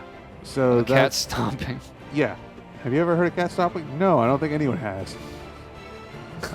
For a second, I thought that was a Scooby-Doo reference. Your typo, Tamaki. I was like, I was like, what does Scooby-Doo have to do with any of this? And they have, they get 2 languages. They get to speak common and one other language of your choice. This could be any language that is of legit choice in the game, aside from the special languages, which are Druidic and Thieves' Cant. Those are special languages that are class restricted. Okay. But so that is what we get. So cool. We're going to go ahead and start with a pencil because start with a pencil. I got a pencil on me. Do I? You got one? Oh, John's got one. So we're going to start with a pencil because we're going to need those for just a brief moment to make 2 notes here. So in dexterity, I want you to write +2. Hold on. Dex. Come on, you. Cool. +2. So write +2. What did I do to earn +2 dexterity? That's what your racial feature is. Gotcha. And +1 in charisma. Nice. It's the bottom tab. All right. So that's what your. Those are your racial features. The rest you can write in pen if you so choose. Okay. Why did if those are my racial features, why did I write them in pencil? Because you're going to actually add your ability scores later. Nice. Oh, cool. So esoteric languages like demonic or fey, just like so pointless except that one time when you're getting a clue. Getting a raging clue. Thor over here has Allspeak, though. Is Allspeak what it sounds like? It's a rare ability which no one really gets. Interesting. But yeah, Allspeak is basically it's something restricted to gods, where they can basically just make themselves understood by everyone. There's only one class that gets a relatively similar experience, which is basically the monks, which is they get an ability called I believe it's called the Tongue of Sun and Moon, which says that as long as you basically can communicate with anybody, you can make yourself understood. Nice. Which doesn't necessarily mean that they understand the words you are speaking, but basically it means that you can communicate with them and be understood at the end of the day. Cool. So, now let's write some details about your character. Yep. So, how tall do you want your character to be? What's the average? And just say if he's supposed to be a hero and adventurer, have it a little over. Okay, so humans are the average human height is about 5'8" to 5'10". Tabaxi are a little taller, so we go about between 6 foot and 6'3". Okay. Is your average height. If you want to, and like Tor said over there, if you're gonna be, you're 6'4" is not an uncommon height for Tabaxi. Cool. Uncommon. 6'4" sounds good. I'm guessing that goes where it says height. I just don't see where it says height. There isn't a height feature here. I'm just making. Gotcha. I want you to write it in this sort of column area between everything. Yeah, no, that just sounds. So that we have some character details about you. We're gonna actually do some more on the back of your sheet. Okay, cool. But we're gonna for right now. I just want to get this sort of out of the way while we have the book out. So your character's 6'4" inches. Yep. Let's say a weight of about, again, it's a slightly slimmer build, but you're taller, so about 180 pounds is not going to be ungainly for these guys. So you're going to be tall and rather thin looking. Cool. It's all and all that weight is really going to be in your arms and legs. You've never had to run a game in the metric system for a European player or anything like that, have you? I've never had to, but I can do it. That's awesome. Okay. No, that was. I just appreciate the quick. Just like no, but I could, because I've actually with one of my current characters, he actually does use the metric system because he's a brewer. So all of his weights and measurements are in liters, milliliters, and such. Nice. So it's just easier for him to do all the math in metric. So for that character, I do all the conversions to metric. But everything else is in the common numbers because you're the only person who's interested in learning metric. Yeah. John used to be an aerospace scientist, so I mean, like, he knows metric. He can do anything metric, not the rest of us. All right, so for your speed, we're going to go ahead and your speed right now is 30 feet. There actually is a box for that one. Oh, I was wondering why you were pointing at the thing. I was like, I'm already writing, dude. So 30 feet, what? That's your walk speed. Okay. And how many spaces is that in a turn? And I'm assuming that's what walk speed measures? If you're playing on a grid, each square is a 5-foot square, so it's 6 squares. Sounds if you're good. playing on a hex, hexes are 6 foot, so it's 5 hexes. Okay. Sounds good. Steven, can you make the handheld camera brighter?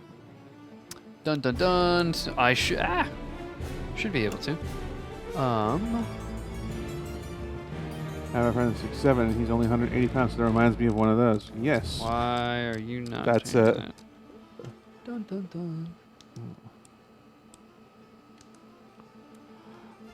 All right. Well, while he fiddles with that, I'm going to go ahead and give you a brief discussion about his class. So he's going to be playing a sorcerer this time around. Now, sorcerers, unlike other forms of mage or magi, I should say, they're naturally born with magic. So for those of you who are fans of Harry Potter, know that he's not a wizard; he's a sorcerer. Yeah, the wild magic, that's a sorcerer. Yeah. So again, when Hagrid walks up, "You're a wizard, Harry," No, he's actually a sorcerer. Sorcerers have magic as an integral part of their being, and they just learn to channel that. Wizards are basically anybody who just decides to go to school to learn how to become. I'm the conjurer of cheap tricks. Good line. But yeah.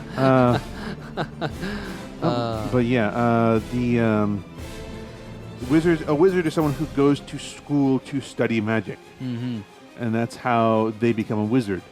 Whereas the other magical casting classes, which are not divine, are you have the bard, which basically they channel magic as part of sort of tapping into a greater arcane power, sort of almost incidental to what they do. It's magic by accident kind of thing.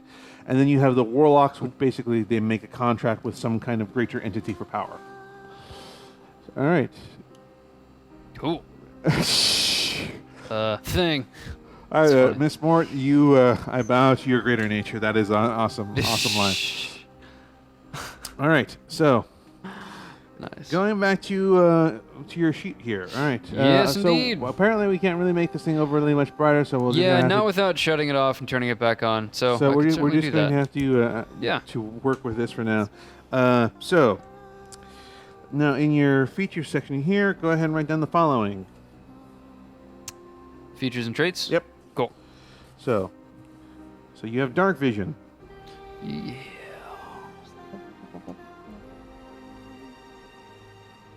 Could I theoretically use every line here? Because that seems like a lot. Yes, you theoretically could, but it won't happen for a long time. Right. So you have feline agility. Oops, hang on. Let me just recenter that. Why don't we just set this over here into the center? That way you're not writing underneath the camera. No worries. Okay. Feline agility. See what I mean?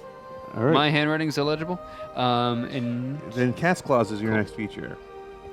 Cat's claws. And then cat's talent. All right, and that's the last thing we're going to write for your over here. Gotcha. The next thing we're going to write over is down here. Oh, languages. Gotcha. Is where you're going to write your languages. So you're going to choose Common as your first primary language. Mm-hmm. And then you get to choose one language of your choice. I have no idea where to go with that.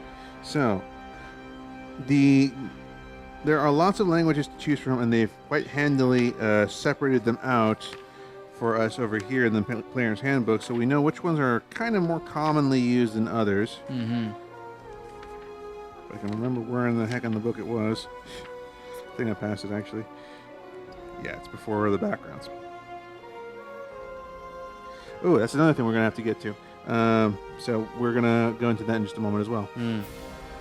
So the common languages that you get, you have Common, Dwarvish, Elvish, Giant, Gnomish, Goblin, Halfling, and Orc. So those are the common languages that are most likely to be encountered in the game. More exotic languages include Abyssal, Celestial, Draconic, Deep Speech, Infernal, Primordial, Sylvan, and Undercommon. Okay, so what do you recommend as the DM? Because I have no idea what's going to come in useful, other than common, obviously. Well, your character, which we actually haven't stated already, but your character is a sage. That is what you're going to be writing over here for your background. Okay, cool. Sage languages, a lot of history is usually written by either dragons, which is, or what's written in Draconic, I should say, because the language comes from dragons, or it comes from elves and dwarves. So those were the languages I would suggest choosing from the start. Gotcha. So, just because it's like during your studies, you learned how to read in Elvish, so you could read Elvish scrolls to find the stuff that you wanted to learn. That totally sounds like my character. So, okay, so you're choosing Elvish as your second language. Elvish has left the building. Okay. I have made that joke many times. It never gets old. Never gets old. All right. So now we're going to go into your background, which as we said before, is a sage. Sages are they're people who study for a living. So cool. They're alchemists, astronomers. Thanks, Kieran. Academics and things of that nature. So, would you like to actually choose a specialty, or would you prefer to roll for one? It usually has no impact on the game, but it is sort of good for flavor. Cool. Professor's too close to home. Don't want to be someone's apprentice or scribe. Discredited academic. That's specific. That's not close to home at all. What are you talking about? They're asking you to roll. There it is. Yeah. So, we're going to have you roll a d8. Go ahead and roll for it. I finally have a date. I rolled a 6. Okay, That's a researcher. Cool. So, your character was a researcher. That's how you found the knowledge to become a sorcerer. Or Nice. that's how you found the knowledge that and your sorcerer's power sort of arose from there. Super cool. And thank you, Garion. We were talking about, before you joined us, how one of the things I just like about, playing tabletop games on stream is that when you're playing tabletop games at, like, a game store, you always have people come in and, like, backseat game, and you don't get a chance to see that really online. So we were talking before you joined about even actually having people play through chat and determine really quickly that would not really work. But thank you for that backseat gaming. That's the kind of stuff I always thought would be cool.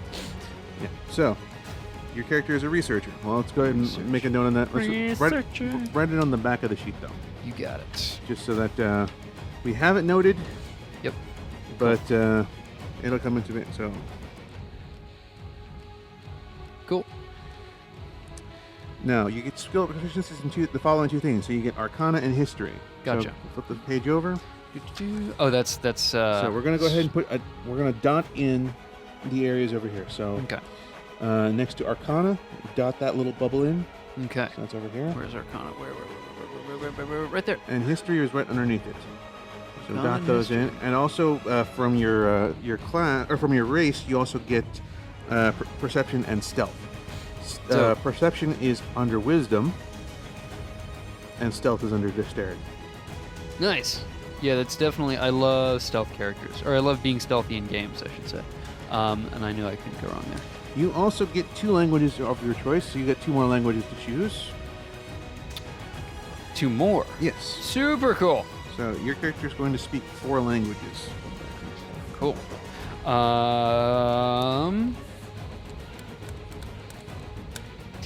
Do you think that when I don't see a specific, if it doesn't say specifically to roll for something, I could always just randomize it. Yeah. That way. Okay. Is there an advantage to that? Because otherwise, like, Dwarvish sounds good. Okay, we'll do Dwarvish, and then we'll do. Okay. You'll have 2 common languages that you speak, and then we'll pick 1 more from the exotic language category. Okay, cool. That way, your character knows a lot of the common languages, but you also know a little bit more from the exotics. Speak something For sure. a little bit more off the wall. Right. All right, so Dwarvish is your next. Dwarvish. So your character speaks so far Elvish and Dwarvish. Those are 2 major races, which is really good. And then we have another more exotic language. Yeah. So we have Abyssal, which is spoken by demons and the like. Celestial, which is spoken by angels and the like. Draconic, which is kind of self-explanatory. Dragons. Deep speech, which are spoken by really esoteric creatures like mind flayers, beholders. It's a he's a celestial would probably fit his character. Well, he's a shadow mage, so I'm not entirely sure about that, but I don't know. We'll run with that for just a moment. Infernal is another form of demonic speech. Primordial is the language of the elementals. Gotcha. And we have Sylvan, which is the language of the Fae, so the Fae courts. Gotcha. The last one is Undercommon, which is basically it's the language spoken by the common people of the darker places. So it's kind of like Cockney rhyming slang or things like that. It's sort of like I see. It's the dark trade speak. Right. Elementals. Yeah, I didn't know that. You probably didn't. It was mentioned very quickly, so and that was mentioned I think 20 minutes ago. So you'd be forgiven for missing that particular detail. You're forgiven this time. Underdark sounds actually pretty cool. So the Undercommon? Yeah. All right. No, that sounds like something my character would do, which is get as close to being into the Underdark as just sort of studying them. Fiddleback. Fiddleback. Cool. I don't think I've seen you around before. Nice to meet you, Fiddleback. How would an average character speak Elemental, or can you only understand it? No, you could speak it. That's what I was thinking. Yeah. Speaking Primordial is more. It's written in Dwarvish speak, first of all, so you're actually using Dwarvish characters. You're actually speaking more of a dialect or something. I mean, like for example, there are multiple dialects of Hindi. I mean, you have Hindi, Gujarati, Punjabi, and Pashto, all these other languages out there which use or the same script, but they're different languages. You have Arabic, Aramaic, Urdu, and a lot of things that use similar script, but it's still spoken. It's just not necessarily the same language as it is. So you might hear a language and think, oh, I can kind of understand that. It's at the edges of my understanding, but I really don't get what this guy's talking about. And that's why it's spoken by elementals, which also includes the Ganassi, so which is a playable character race. Cool. So they can. There are actual creatures out there that can communicate in weirder languages. It's just that that's why it's exotic, because it's not something that's commonly spoken. Now, while an elemental might not be able to speak, it has an understanding of the language. So you might be able to communicate to it, but it might be able to communicate back, is the other side of the story. And is in line with what you were asking earlier. Totally. And speaking of which, I'm having trouble. Oh, that's 2 card. Sorry, dude. On the monitor we have the dark blue text. Isn't hard for me to read. Good to see you, man. It's been a while. Asked about something that this stream is going to be involved in as well, which is a something that's in development. I don't know how specific I can get, so I'll just keep it in the frame that's already that Mint Potion has already acknowledged, which is a music app to go along with tabletop related stuff. So the streams, we're gonna cross the streams because it's a whole other product that Mint Potion's developing, and it's related to tabletop stuff. So this everyone is get ready for total protonic reversal. Total what? Total protonic reversal. Oh yeah, absolutely. All right. Yeah, no, chat's great. I'm glad. Yeah. No, this is super cool. That's sort of All right. all the cool kids. Let's go ahead and write this one in. Yes. So your last Underdark. language there is Undercommon. Undercommon, excuse me. Alrighty then. Your last feature, the next thing we're going to go to is to your equipment section, which is over here. Cool. So, as being a sage gives you the following equipment. You get a bottle of black ink. I kept waiting for the explanation to go with that, and I'm like, nope, I'm an academic. I just bring my ink. You get a bottle of black ink. Bottle of black ink. You get a quill. Of course. Small knife. This is not a combat weapon, by the way. This is just more a pure utility item. Well, I've got claws. Yeah, but it's going to be easier to use a small knife in some certain situations than it is to just use your claws. Oh yeah. You have a letter from a dead colleague. Like it. And the letter is posing a question you have not been able to answer yet. But just to write a letter from a dead colleague for now, just so you have it written. You have a set of common clothes. Cool.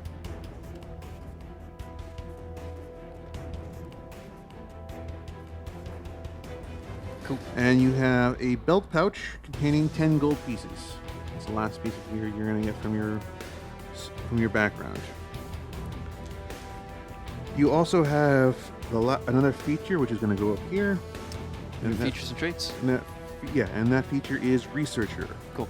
When you say gain a feat, or as you have, this is what you mean, right? Yeah. Well, features, feats, and all, and the like all go in the same area. Gotcha. Basically, feats in this case is short for features, actually, rather than stuff you've done. It is a feature. Right. All right. So we are done with these with this book. Cool.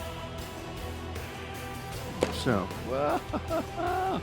It's going to happen a lot with these beautiful, big, heavy books. Alrighty then. So, now we're going to go to the Sorcerer section of the book. Cool. So, as a first level Sorcerer, your hit dice are D6s. Okay. So, over is that here. a character trait, or is that just a game-wide thing? It's a class trait, not a character trait. Gotcha. Cool. So, and Two-Card, thank you for changing your... I hope you didn't do it for me, changing the color of your name. So make sure to toss the letter away before reading it. I'm sure he's read it already, which is why he's keeping it. And but anyway, so that was too funny. Where do I put that? I was laughing your too. hit die is down there. Hit It's D6. for this class, it's a D6. So you're going to have 1 at first level. So there's that, but that's going to be how you determine how much HP you have. Gotcha. Now at first level, it's always the maximum value of that die. At levels that go after that, it's always the average of the die rounded up, plus your Constitution mod, and you're always plus your Constitution mod. But yeah, Gotcha. Or you can choose to roll the die and hope that you roll higher. D6, I wouldn't recommend it. But, No. actually, on D6, I would recommend it because the average die roll is still 3 or 4, and it's not bad. On a D10, that's when it gets a little bit more. It's like, okay, you could roll really, really great, or you could roll really poorly, and the swing is pretty bad. Yeah. So, all right. So you have your hit die. We don't have your Constitution mod yet, so we won't roll your first level HP yet. Okay. You have no armor proficiency, unfortunately. Dun. You're going to be just you and your clothes for now. Yeah. So, in your proficiencies, which is down right where you have your languages written. Okay. You are proficient with the following weapons. Okay. Daggers. Darts. Slings. Quarterstaves. Cool. And light crossbows. Light crossbows. You have no tool proficiencies from this class. You have proficiency in the following 2 saving throws, which is the top of. See that you have that one sort of diamond shaped. So you're going to check the following 2. You're going to check the one for Constitution. Cool. So the third one down. Oh, I'm in the wrong box. Third box down. Third box down. Constitution. Gotcha. So you check the box for Constitution, and you're also going to check the box for Charisma, which is the last one. Last box there. Last box. Saving throws. Cool. I should also mention what your proficiency modifier is. It is +2. Diamonds again? Because those are special. Gotcha. So what gets +2? Your proficiency bonus at first level is +2. Cool. Alrighty then. Now you get. Alrighty then. All right, and now you get a choice of 2 skills from the following list. You have Arcana, Deception, Insight, Intimidation, Persuasion, and Religion. Now you already have Arcana from. I was gonna say from history, so you don't have to worry about that one. Cool. So Arcana is basically used for identifying magic. So identifying magical items and magical effects, things of that nature. That's Arcana. Deception. Pretty straightforward, that one. Oh, yeah. Insight, also fairly straightforward. Intimidation. I think this kind of goes without saying. Persuasion. Another fairly straightforward. And the last one is religion. And religion is not just knowledge about religion. It is also when you're trying to deal with gods or trying to see if your prayer is that's heard. Interesting. Cool. You roll religion for that. I'm not sure how religious your character you want to make. If you want to make a very religious character who rolls a lot of religion, you might want to roll that, because then maybe you want to be performing, certain rites for your character, and your character does a daily worship. And that's, right. That's something you might want to consider and roll religion for that reason. If not, if you don't want to play someone who's particularly religious, choose something else. Cool. What jumped out to me was Arcana, which you already have. So, Deception, Insight. All right. So you want to be able to pull the wool over someone else's eyes and know when they're trying to do the same to you. Mark it down on your sheet. Exactly. So Insight is under Wisdom. Oh, cool. And Deception is under Charisma. Dope. All right, now we'll get to your starting equipment. Dope. So going back to the equipment box. Equipment. So you have a choice here. You can choose either a light crossbow with 20 bolts, or you can choose any simple weapon. Do I have the obvious benefit and disadvantage of, ranged versus not? Because I mean, like that sounds so wide open as any ranged weapon. Like that sounds really cool. If you're again having the crossbow basically gives you a non-magical alternative ranged attack, which is interesting because we hadn't gotten into magic ranged attacks. Yeah, you're gonna have a cantrip, and most likely one of your cantrips is gonna be a ranged attack. Cool. So that's kind of what we're gonna do for one of your cantrips. You're gonna get 4 at first level. Oh. So you'll have your options. I'll have plenty. Is there a benefit to having 2 ranged attacks, one that's not magical? If someone casts silence and you suddenly can't find yourself unable to cast spells for whatever reason, having a crossbow to back you up is not a bad thing. Cool. That sells me pretty damn well. Yeah. Cool. I will take the light crossbow. The only downside, actually, before I will say this: the only downside to actually carrying a crossbow and bolts is that it actually weighs you down, and carrying capacity is a thing in this game. Interesting. So, if you want to roll for stats at this point, actually, you know what? We might want to do that first. To roll for stats to see if you actually want to go for the heavier option. Cool. Because if you happen to roll a character with high strength, it might be less of an issue for you. Yeah, I was gonna say, is that something that you're letting me do because you're my friend, or is that something that the DM can do at any point, which is letting things happen out of order? This is just going a little. It's not exactly stated when you have to roll for stats. So, as long as it's done before your character is turned in. So, again, in the decision-making process, until your character is actually played, given to the DM for his final approval, rolling for stats is kind of... Yeah, that's an option. Right. It's usually the last thing you do, because everyone usually builds their characters, writes everything down, and then shows up to the game and just says, okay, I'm ready to play. All right, everyone roll stats. And then it's usually the last thing to happen. But we're going to do this a little differently. So we're going to go back to using the pencil for a moment. Cool. So on the top of your sheet, you're going to write down the following. We're going to do this the old school way, which... By my height and weight stuff? No. Okay. Yeah. Just over here or up top here. We're going to erase them at the end. Okay. But we're going to... so this is what we're going to do.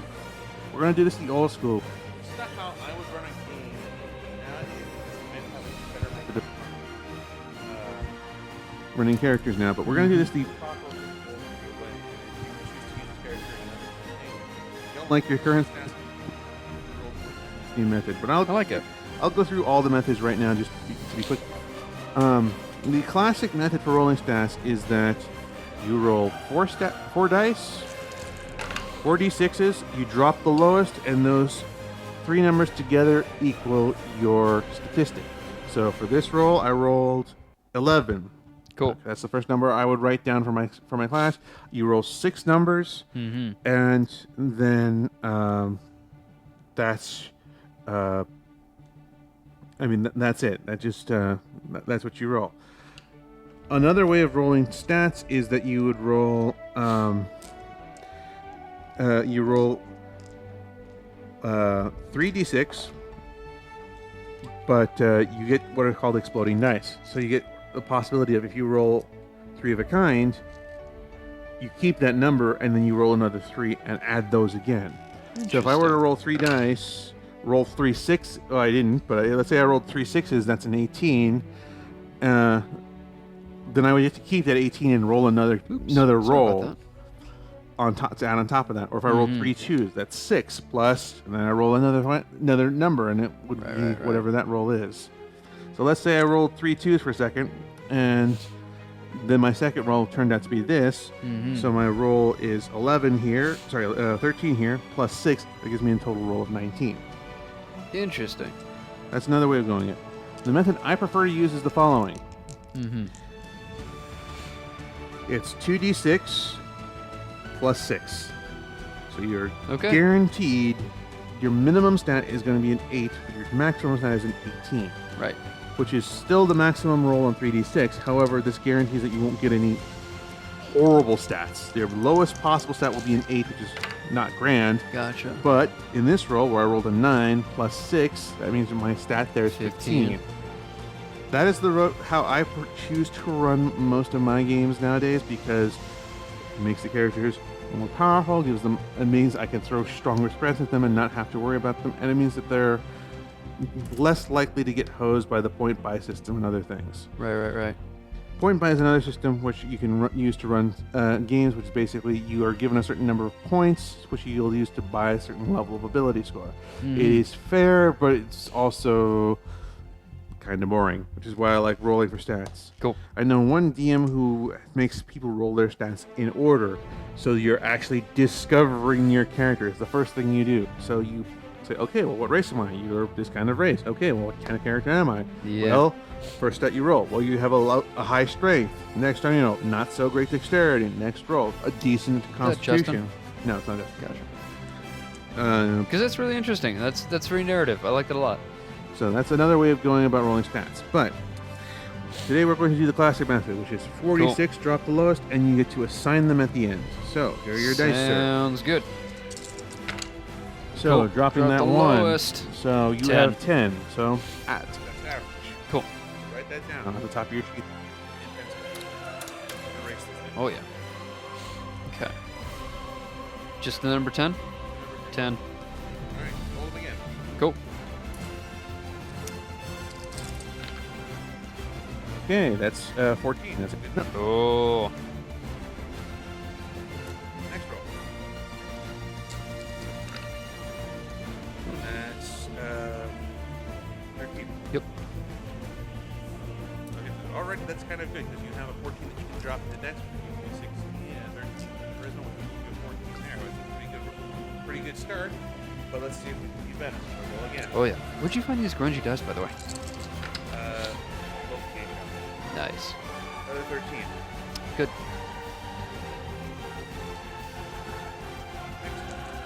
Two more rolls. Next roll is 16. Not bad. Not bad at all. It's a real good number. That's Oh yeah, that is 16. That's where you want to put your primary stats. So. Cool. Crisp 1 a.m. Thank you for hanging up so late, Tomke. John's mic has popped once more. Has pooped once more. Yep. It'll do that. It's pooping. Yeah, Tomke, you were the one pooping earlier. Now it's John's mic. Or once again. And the last number is a 14. Yeah. Cool. I rolled so, well. Pretty good. Your stats are above average, which is what this method typically yields. It can lead to some real interesting stats because I've seen people roll 4 ones, which is a horrible stat to start with because it means you have one stat that's going to be pretty bad. Right, Kieran. And 4 1s, isn't the odds of that happening like 0.01 or something like that? Like it's rare, super but low. it can happen. Yeah. And I've had a player in one campaign who had a stat that was, I think, 6 for a human. I was like, oh, I am so sorry. Wow. The rest of your stats are pretty good, so you're going to have one stat that you just not very well versed in. And it shows contribution. Really evil. Yeah. Wow. But how you really want to play that? Garian's had roll 5d6 and drop the lowest 2, and he still hit 6. Yeah. That's rough.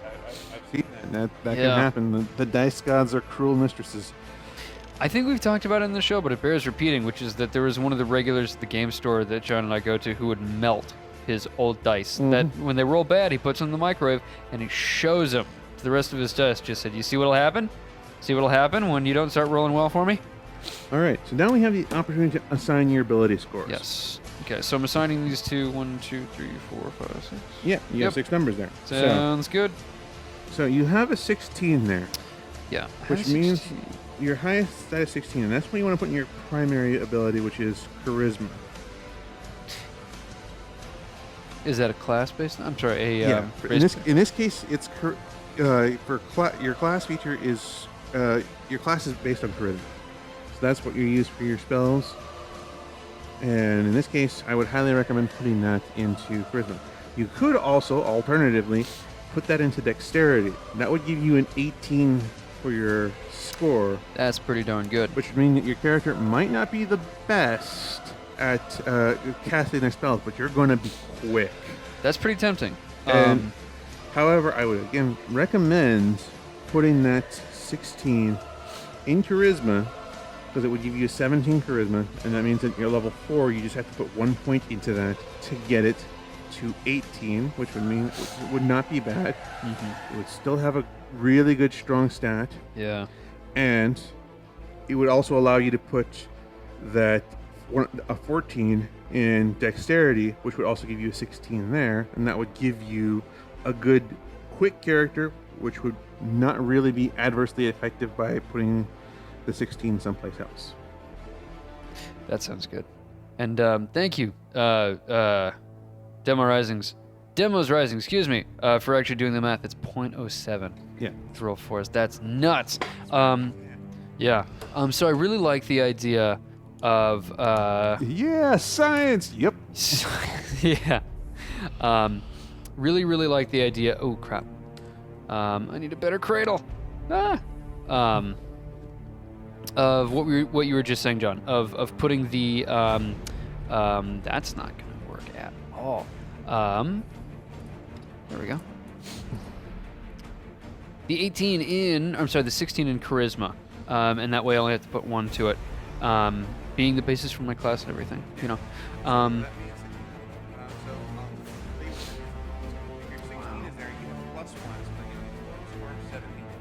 Yep. Okay. Pencil, or in pen now, I should say. Really? So let me grab you a eraser, which I think someone has stolen. You're a generous man. Oh, well. Probably gave it away. Yeah, I probably did. So thankfully, I have a spare. Ah. So go ahead. Cool. And you can just put 17 right. Cool. for your. What am I doing? 17. Cool. All right. Your next number is going to be. You have 2 14s. 2 14s and 2 13s. 14 and deck sounds really good. Go there, so that makes a total of 16. Yep. And we're not going in the order of highest to lowest for any mechanical reason, right? Cool. All right, so 16 and 14. Okay. Okay. Mm-hmm.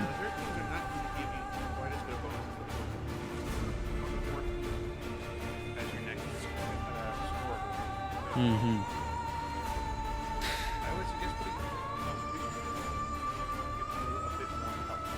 Okay. Gotcha. For whatever reason later, Mm-hmm. your health for all levels would I see. it would decrease at all. Okay.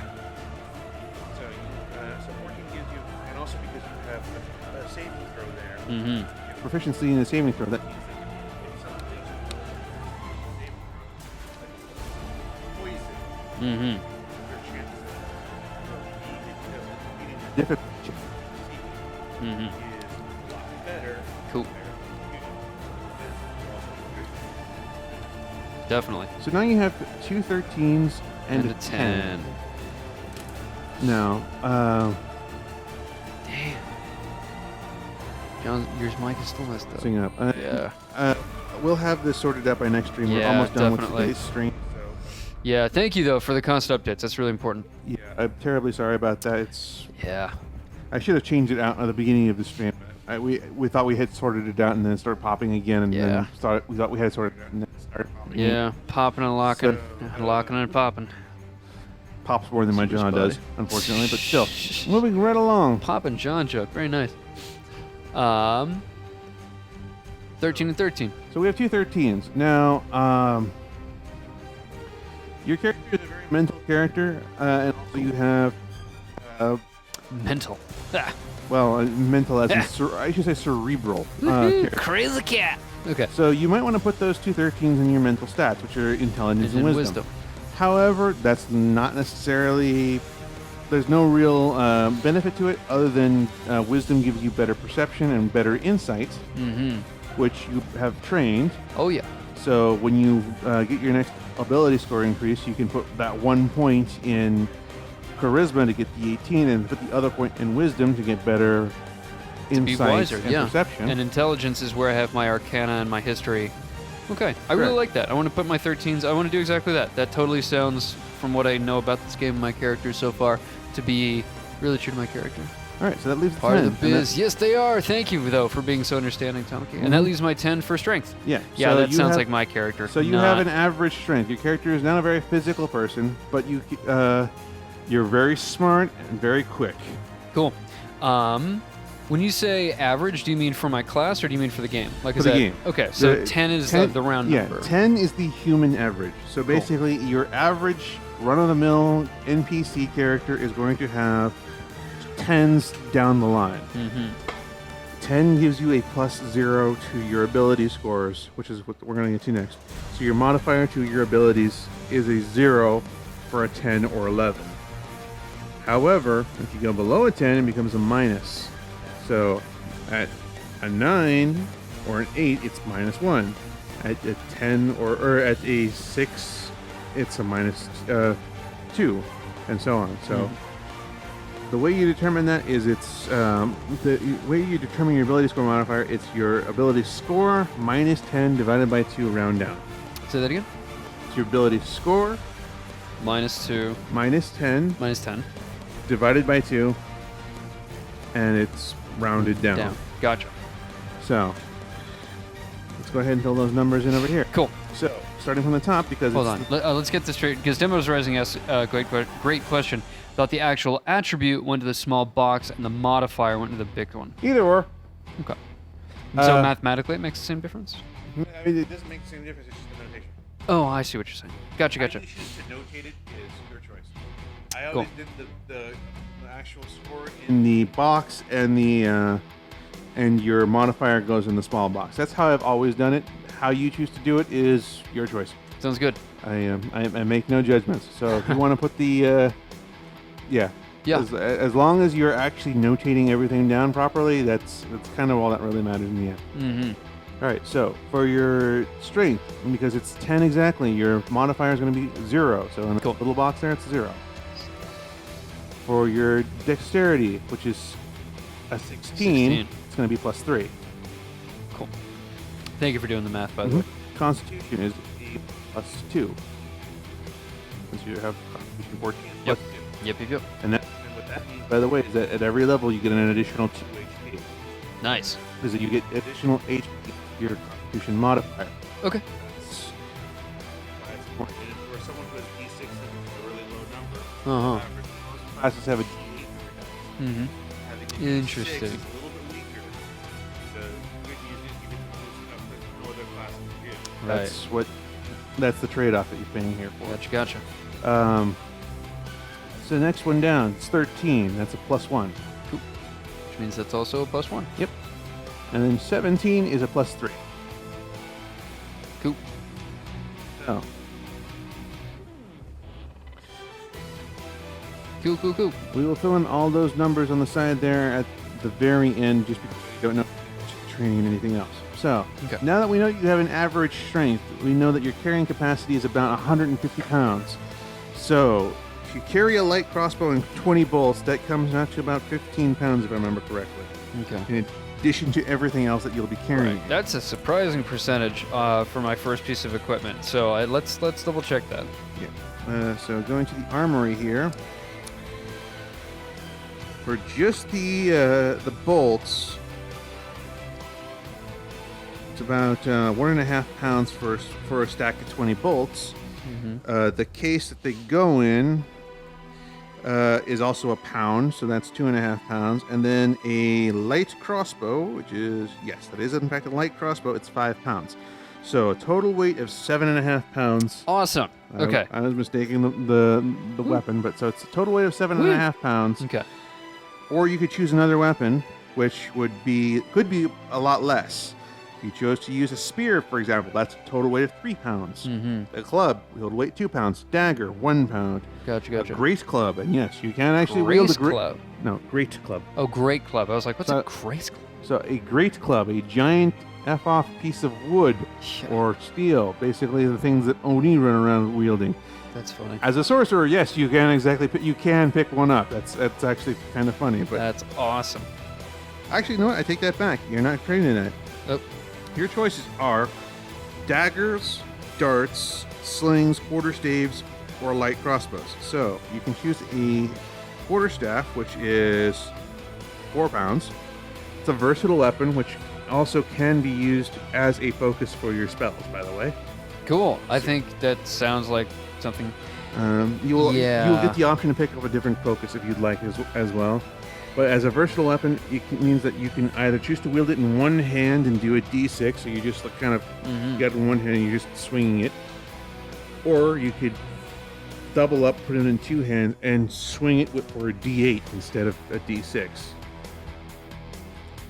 Of course, if it's gotten to the point for as a sorcerer, that something has already gone fairly terribly wrong. So, but it's a good thing to have. I mean, I like urging casters to carry a quarterstaff. Okay. But then again, you don't have to. Also, you can get as a focus. You'll probably you can choose to get a staff, which is essentially a quarterstaff. Okay. I was gonna say, talking about a sorcerer with a staff is like talking about your hobbit's jump shot. If that's happening, it's not. Things are not going well. So, you can choose one of those things. You can either choose a dart to pull a dagger, pull some darts, which are basically just like shuriken, just cool. Throwing knives, basically is what a dart is. Quarterstaff doesn't have finesse and has low strength, so it's never useful, says Demos Rising. This is true. Thank you for that counter. That's awesome. Yeah, that's a good point. Daggers are finesse, however. So what's finesse? I'm intrigued. So finesse is a quality of certain weapons. Basically, it says that instead of using your strength to wield the weapon, you can use your dexterity. Oh, ho. Thank you for pointing that out, because I had completely forgotten that, because I was thinking he's going to be focusing more on his spells anyway, so what's the matter? Right, but you mentioned that one spell, and I know I'm interrupting you, but I'm doing that conscientiously. Silence or whatever, where I can't, why you recommended the crossbow. I was like, yep, I want to be able to go when things actually hit the fan. You are going to get 2 daggers off the cuff. Oh. So is that a class thing? Yeah, it's in the that's the one thing that's not optional. Oh, you're gonna get 2 daggers as part of your starting. I didn't think you were reading stuff from my class features. I thought you were just reading stuff related to something else we were talking. Never mind. Yeah, it's actually in the book. Dope. So you are gonna get 2 daggers, and you can throw them. I like it. Super nerdy voice. Actually, according to Google, the weight of an average small wooden crossbow is around 3 to 4 pounds. Yeah, but in the book here it says. Yeah, I thought it'd be heavier 5. actually. Yeah. So that's funny. Also, don't forget the average weight of a normal crossbow. You have to make sure that it is in fact a medieval weapon that you're referencing, because modern crossbows use lighter material. Yeah, no, there are some like carbon fiber jobs out there, which is pretty cool. So. You can choose a sling, which is another ranged weapon, which would also use your dex mod. Darts are finesse. So 1d. Basically, it's a smaller version of a dagger, basically. It is exactly the same stats as a dagger. It's just smaller. Cool. And probably easily breakable. Probably also easily concealable, though. Because a dagger is this, whereas a dart is this. Say again? A dagger is this. Oh, interesting. Handle plus blade. Right. So a dagger is this, whereas a dart is this. Interesting. It's a small little palmable thing. Again, it's essentially a shuriken. Right. Demos Rising says chickens also cost 1 copper. They're a lot. Oh, we lost it. Sorry, Demos Rising. So we're talking about some stuff. Yeah. No, actually, horses cost 100. Riding horse is 100 gold. Interesting. Miss Moore makes a good point. Depends on the wood they're using. Yeah. So it depends on the wood they're using. Yeah. Depends on a lot of things. Karen makes a good point. point. Has a large clunky metal machine parts. Yeah. It depends on the construction, because you could, depending on this type of crossbow, you could be using one that just uses wooden slats. I've seen them, and they're just a simple lever assembly to fire it. It depends on the design, what point in the medieval period you're firing it from.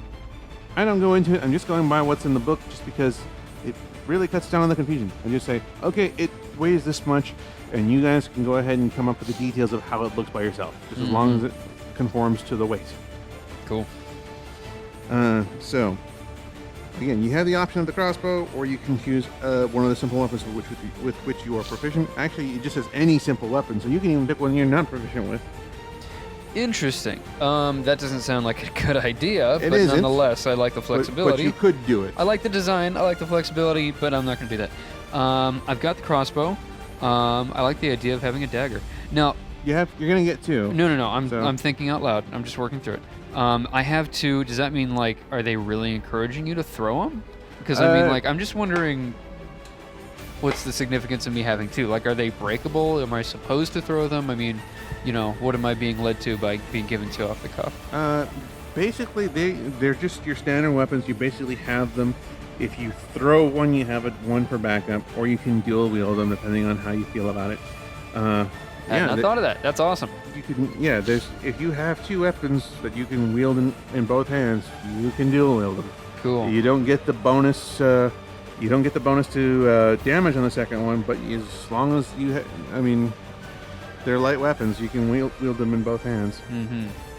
Or your one in your offhand, basically. So you're gonna get 2 daggers. The light crossbow so far is seeming like your best option, especially because you don't have a very high strength.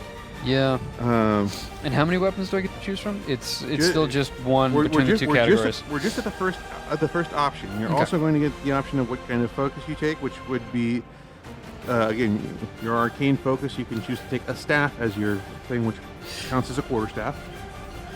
Counts as a quarterstaff in one ways. In basically you can actually wield it like a quarterstaff. Oh, I see what wield you're it, saying. And you can choose to hold it in one hand and fight with a different weapon, or you can actually grab it and use it as 2 hands like a versatile staff, and it's not going to break. Right. Well, it could break, but but not likely. Yeah. not likely. And what does that do for my magic again? That's how it's the focus you use to cast your spells. That's cool. I like that a lot. So instead of actually needing the ingredients you need to require to cast a spell, you just channel your energy through this focus and can cast the spell without needing the material bit. Otherwise, you need to actually go out and find the Batwing or whatever it is to actually cast the spell. The Eyes of Newt and the piece of string to cast whatever spell. Right. When you said the Batwing, I imagine like Bruce Wayne flying around skyscrapers. There's that too.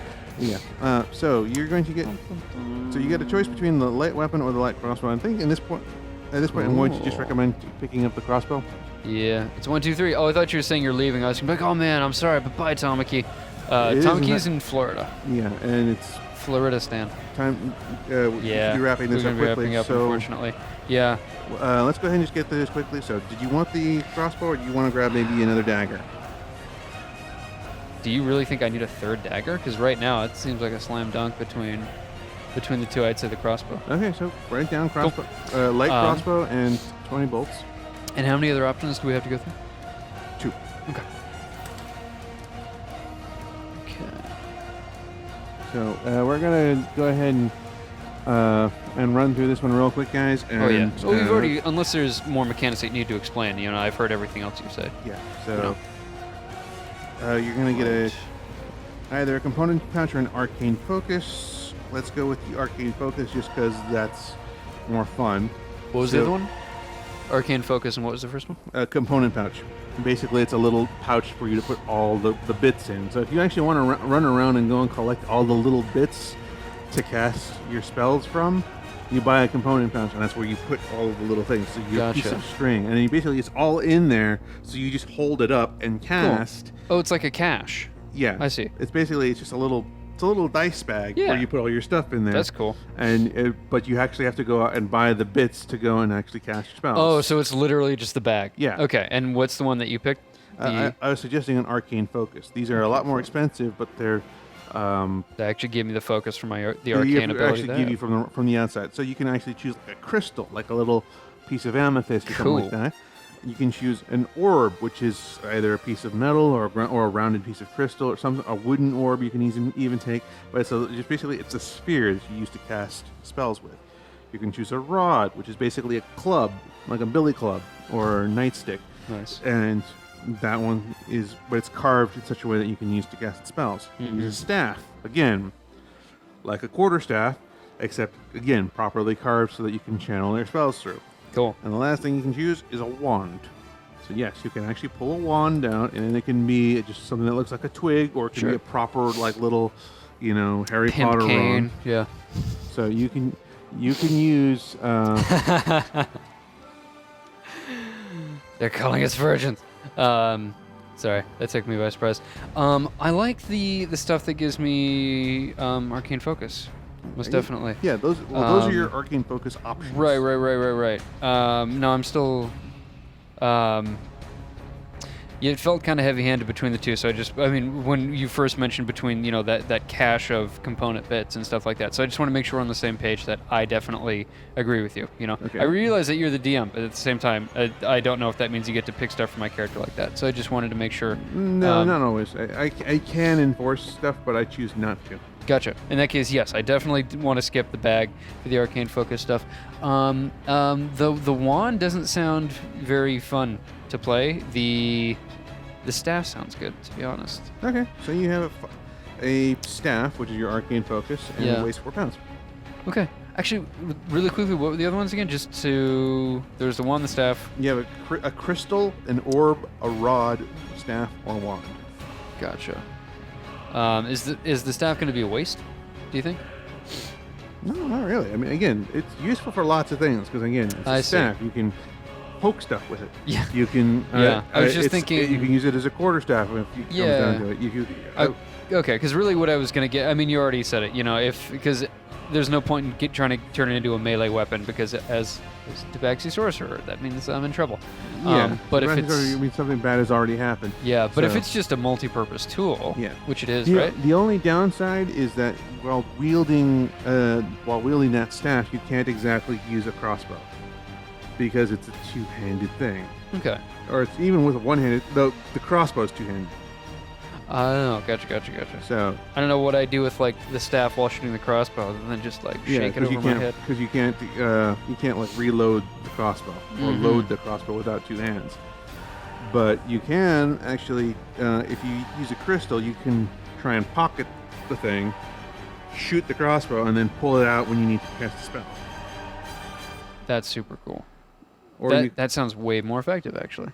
Or do you think I should have my, multi-purpose? It's up to you. Okay. I mean, it's really a matter of flavor. Just write down arcane focus for now, and I'll let you make this decision later. Yeah. Especially since I don't understand. Are there different ways that this is going to focus my arcane abilities? No, it's all going to work the same way. Oh, gotcha. Mechanically, it's going to work the same way. It's just that you can do more stuff with some of these items, and they have different values.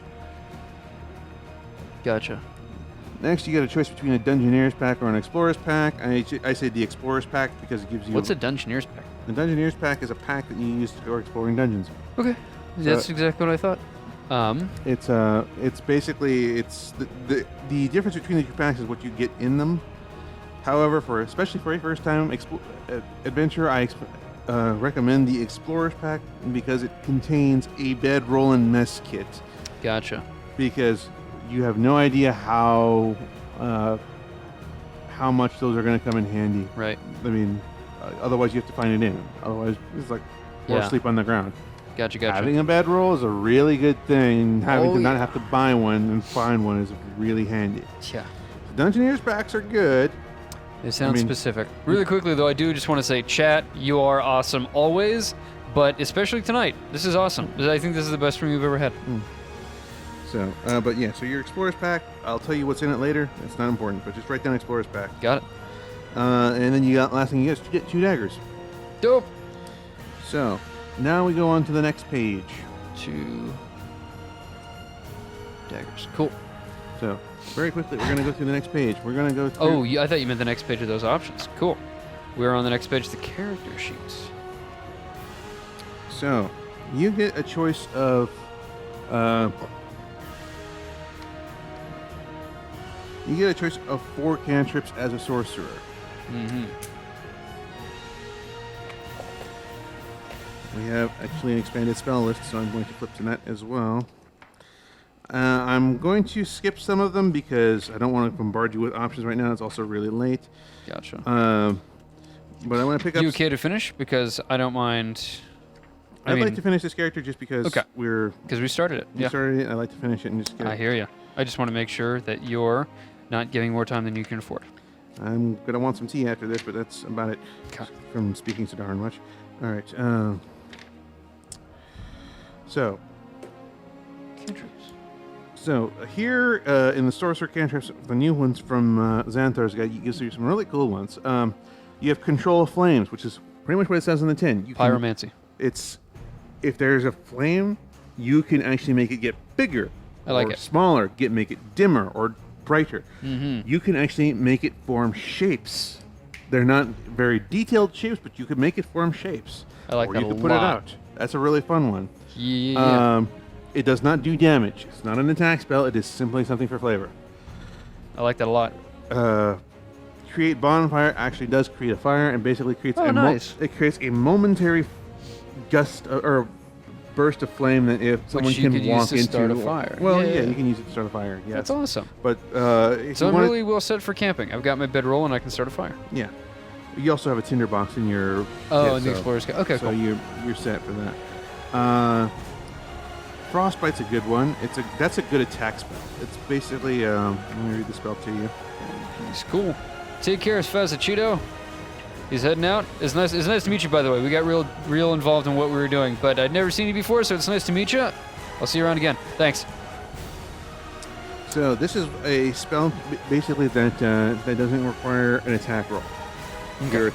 Your target has to make a save, and on a failed save, it takes 1d6 cold damage, and it has disadvantage on the next weapon attack roll before the end of its turn. So basically, not only does the target of your frostbite spell take cold damage, but it also is slowed down by this spell. So it's I like that a lot. So Cool. we'll make a note of that one. You have Gust, which basically is kind of what it says on the tin. Basically, you create a little gust that lets you jump. Cool. Creates a little gust of wind. Infestation creates a bunch of little critters to attack people. It's okay. cool. It's not great, but it's okay. Nice. Um, I'm listening as you're doing that, but in the meantime, I'm going to do our last battery change real quick. okay. We have Mold Earth, which is basically like the Control Flames thing, except if you're controlling sand instead of fire. Shape Water, same thing. It's just water instead of flame. And the last thing is Thunderclap, which is basically you call a burst of loud noise in an area, and your opponent has to make a roll to not be deafened, if I remember correctly. So Thunderclap does AC/DC. So you create a burst of thunderous sound that can be heard up to 100 feet away. Each creature within the range of the spell, which is 5 feet.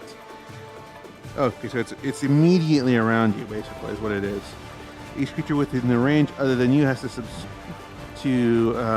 succeed on a Constitution save or take 1d6 thunder damage. These spells, by the way, will level with you. So as you get higher up, these spells will do more damage.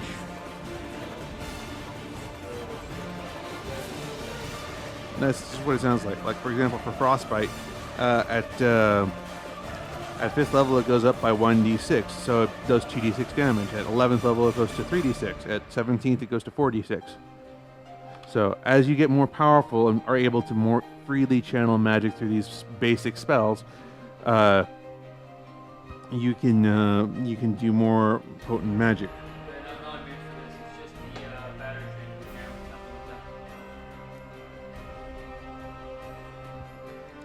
So those are the ones from Xanthar's. Now for the ones from the basic book, we have Acid Splash. I'll skip that. Blade Ward's a good one because it's basically if someone runs up to you, it gives you a brief moment to just say, "Oh crap, I'm about to get hit." I give myself resistance.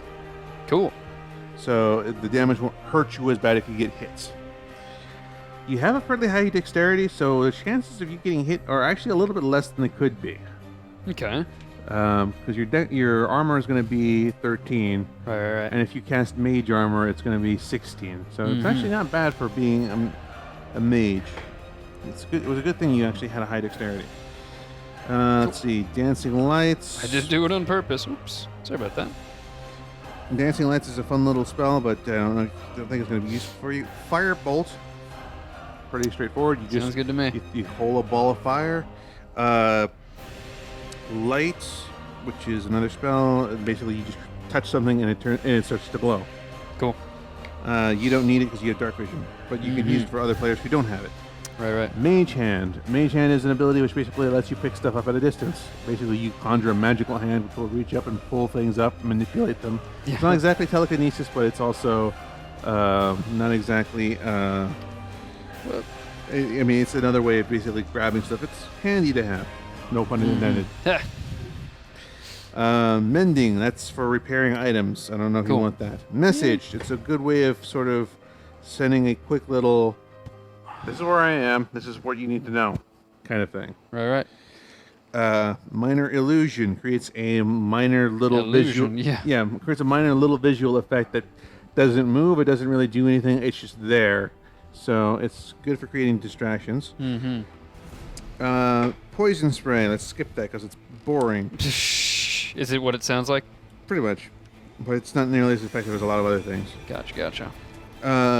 Next comes one of the most versatile spells that you'll get, which is Prestidigitation. This one you can use to light fires, create minor effects, clean yourself, add flavor to food or other things. So it's a really versatile spell, and you can. I highly recommend it. Ray of Frost. It's basically firebolt, but it's cold damage. Shocking Grasp. Pretty much what it says on the tin. You just grab someone and you shock them. So it's a taser. I like that. And the last one is True Strike, which is basically you get, actually don't even bother with True Strike. It's not worth it. What does it do? If I remember correctly, basically it gives you a bonus to hit with one attack, which you need the action to actually use. You're better off just using help on somebody, which basically just use an action to say, I help them do something, and therefore that gives them an advantage on the roll. And statistically they have a better thing, but... So here, True Strike. You extend your hand and point your finger at a target in range. Your magic grants you a brief insight into the target's defenses. On your turn, you get advantage on your first attack roll against the target, provided that the spell hasn't ended. So hold on, we have really good comments from chat. Demos Rising says he would not sleep on Acid Splash since it hits 2 targets because the targets try to make a save. You don't get a penalty for using it in melee range, and it's better against high armor targets with low dexterity. All right, fair enough. That's cool. But I still think you're probably better off using spells like Frostbite, because that gives them a True Strike is really useful. Again, it can be. You're better off if you really need it to just have someone give you the help action, gives you the benefit of the thing right then and there, rather than just waiting a turn. If you want to give someone else the advantage, you could just use the help action with them, sort of standing next to them. It's a good way of using a familiar, by the way. Interesting. But again, I'm biased towards it. I admit that freely. But yeah, if you're by yourself, True Strike is helpful because it gives you a quick moment of insight, but again, it only lasts a round. So, and you have to maintain concentration through that. Interesting. So, yeah, it has its uses, but I would not. I would recommend other spells in its place. So, well, you have to be adjacent to who you're helping to help them, and that's true. Actually, you can't help from 20 feet away from line of sight. This is true, but again, if you're supposed to be radio support, yes, it kind of sucks to not be able to get the need guiding, but to and fire your spell, just fire the spell. If you miss, oh well, same effect, because next turn you can try again. Because it basically it's delaying your attack. Kind of what my point of the matter is. Unless it's a bonus action to cast, which I could, if it is, then it makes it a little bit more useful. No, it's an action. So again, as with everything in situation. Yeah.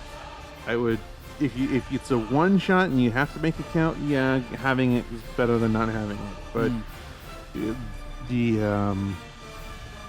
point of it is that you're gonna be like, okay, if you're in combat already, might as well fire the spell, have your chance to hit or miss, rather than wait for next turn and then have the same chance with advantage. Because if you hit the first time, well, you did your damage now, and then you have about the same chance hitting in the second round. Yeah. Statistically, it doesn't make much sense unless you're getting multiple attacks. In which case, if you're going to be firing 5 or 6 spells at a turn, which is sounds possible. I mean, it's really, you'd have to multi-class and do a whole bunch of other things in order to get that to happen. But if you're going to cast a few spells in a turn, giving yourself the advantage is viable in that point, because then you're going to give yourself advantage on 2 spells, or however many you're managing to hack into the game. Right. But it's one of those things where it's like, situational. If you really know what you're doing, then yes, you could actually make it work. But for a first-time player, I just tell them, you know what, just pick a few spells, a couple spells for utility, and the rest make them attack spells that you can use for... Yeah, that sounds perfect.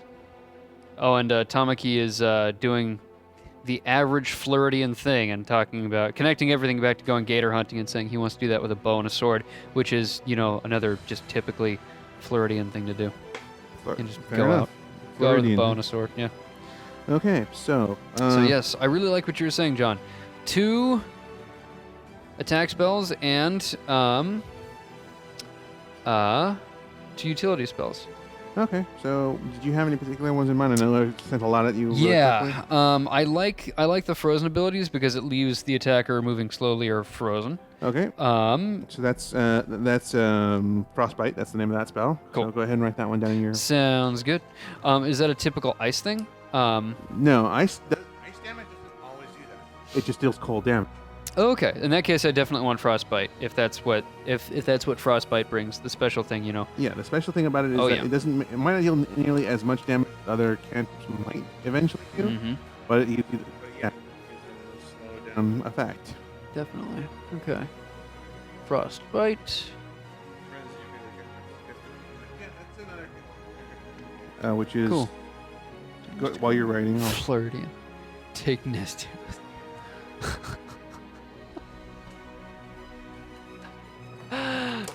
Oops, hit my camera lens. The lenses. Okay, so the Friends is essentially a charm effect. Basically, it gives you advantage on all charisma checks directed at someone who isn't hostile against you. So if you're just chatting someone up, and you want to make your checks, more effective, it gives you advantage and give you a chance to roll better. The downside is it does say in the spell that the creature, when the spell ends, the creature realizes that you used magic to influence its mood and becomes hostile towards you. So, yes, you could do it to get into something, but after the 1 minute is done, it doesn't really work. And again, it specifically is a creature that isn't hostile towards you. Very situational. I would highly recommend a more, again, for his first time out, I would really recommend a more spell. Cool. So we have your first attack, which is frostbite. Let's give you a fire attack for the next one because it gives you 2 separate elements to check with. Sounds good. I don't know what the... let's go ahead and go with just firebolt. Okay. What was the effect you're talking about? Having 2 different elements? Just because if you cast a spell against someone who is currently resistant to cold damage, you can be oh cool. Okay, well that didn't work. Firebolt. Cool. Just gives you a separate element to work with. Yeah. I heard a bunch of different fire-based stuff. Why Firebolt? It's pretty cheap. It's pretty easy, and also because this one actually does damage. Yeah. And it's got a decent range. If I remember correctly, it's 120 feet. That's awesome. What you're saying is awesome, and also what Tamaki is saying is awesome, where by law in Florida you have to have 2 blades longer than 14 inches. He's got a couple of machetes and a couple of swords. I buy it. Oh yeah. He says it's because of the crazy life and stuff. I don't know if that means like wildlife or just like Florida's crazy. I'm gonna go with all of that. Yep, correct. And yes, so firebolt. It has the chance of lighting something on fire, so you can actually. Oh, that's excellent. So you can throw a firebolt at something and light it on fire, and it does a D10 worth of damage. Cool. So, and yes, I was correct. It is a range of 120 feet, which is pretty darn good. Dope. So there's that. Now for your utility spells. Again, I always recommend Prestidigitation. It's very useful. It's very versatile. Sounds good. And I just like saying that word, prestidigitation. Yeah. Crazy wildlife. Yeah. The people are active. The other one I would probably recommend would be Mage Hand, but you expressed interest in the Control Flames, which actually for you, who's a character who loves to be in stealth and in darkness, is really useful because you could use that to snuff out lights. Cool. What's it called? Control Flame. Awesome. That was so generic, I missed it. Control. I thought you were describing the spell and not naming it. That's funny. Cool. I got 4 cantrips. So you could literally be Riddick. I like it. Out go the candle lights, and suddenly everyone is stumbling around in the dark, and you're throwing all kinds of stuff at them. Oh, yeah. Evidently, Garion says Florida is 70% racist bikers, which is interesting. All right. You have 2 first-level spell slots. Cool. So go ahead and, where it says 1, write down 2. Write down what? 2. Oh, 2. And you're going to know 2 spells at first level. So we'll figure out what those are in just a moment. So for your first level spells, I also need to double check something in your class, because I believe that your class gives you a couple of more things.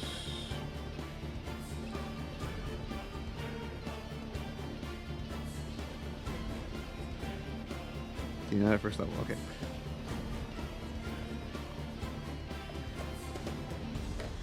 Alright, so first level. So you're gonna get 2 spells that are first level. Cool. I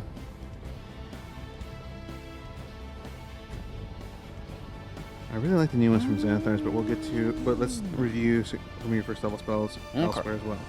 So from first level spells for Xanathar's, you have Absorb Elements, which is kind of what it says on the tin. Basically, if someone throws a spell at you or an effect that has elemental damage, you can cast this as a reaction and basically absorb some of the power of that damage, which doesn't hurt you as much, and then you can on your next attack add the damage back to the opponent.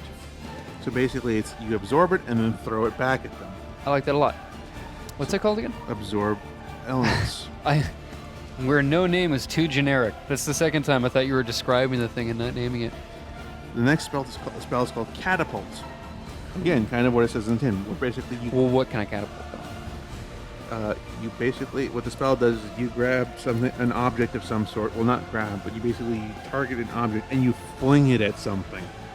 So you can, I like it. So it's telekinetic. It's telekinetic in some way, because basically it's like it's a good reason for your character to like walk around and grab and hold some rocks or steel balls and ball bearings. That's cool. I do like the idea of just being that weird guy who's picking up a random object and you're like, no, I need to throw him at something. Yeah, and then you just basically you would just hold it, throw it, and it literally just chucks it at someone for some pretty serious bludgeoning damage.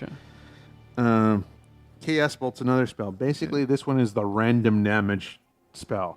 Mm-hmm. You throw it. It does 2d8 damage, but one of those d8s determines what kind of damage it is. It can do acid damage, lightning damage, thunder damage, fire damage. You don't know what it is until you cast it. I like that. Earth Tremor, kind of what it says in the tin. Basically, you cause the earth to shake and it hurts people. That Chaos Bolt. How many first levels? You get 2 of your choice. I get 2? And if you choose to change them out, you can do that on a level up. So when you level up, you can choose to one of your spells that you previously learned and swap it out with something else.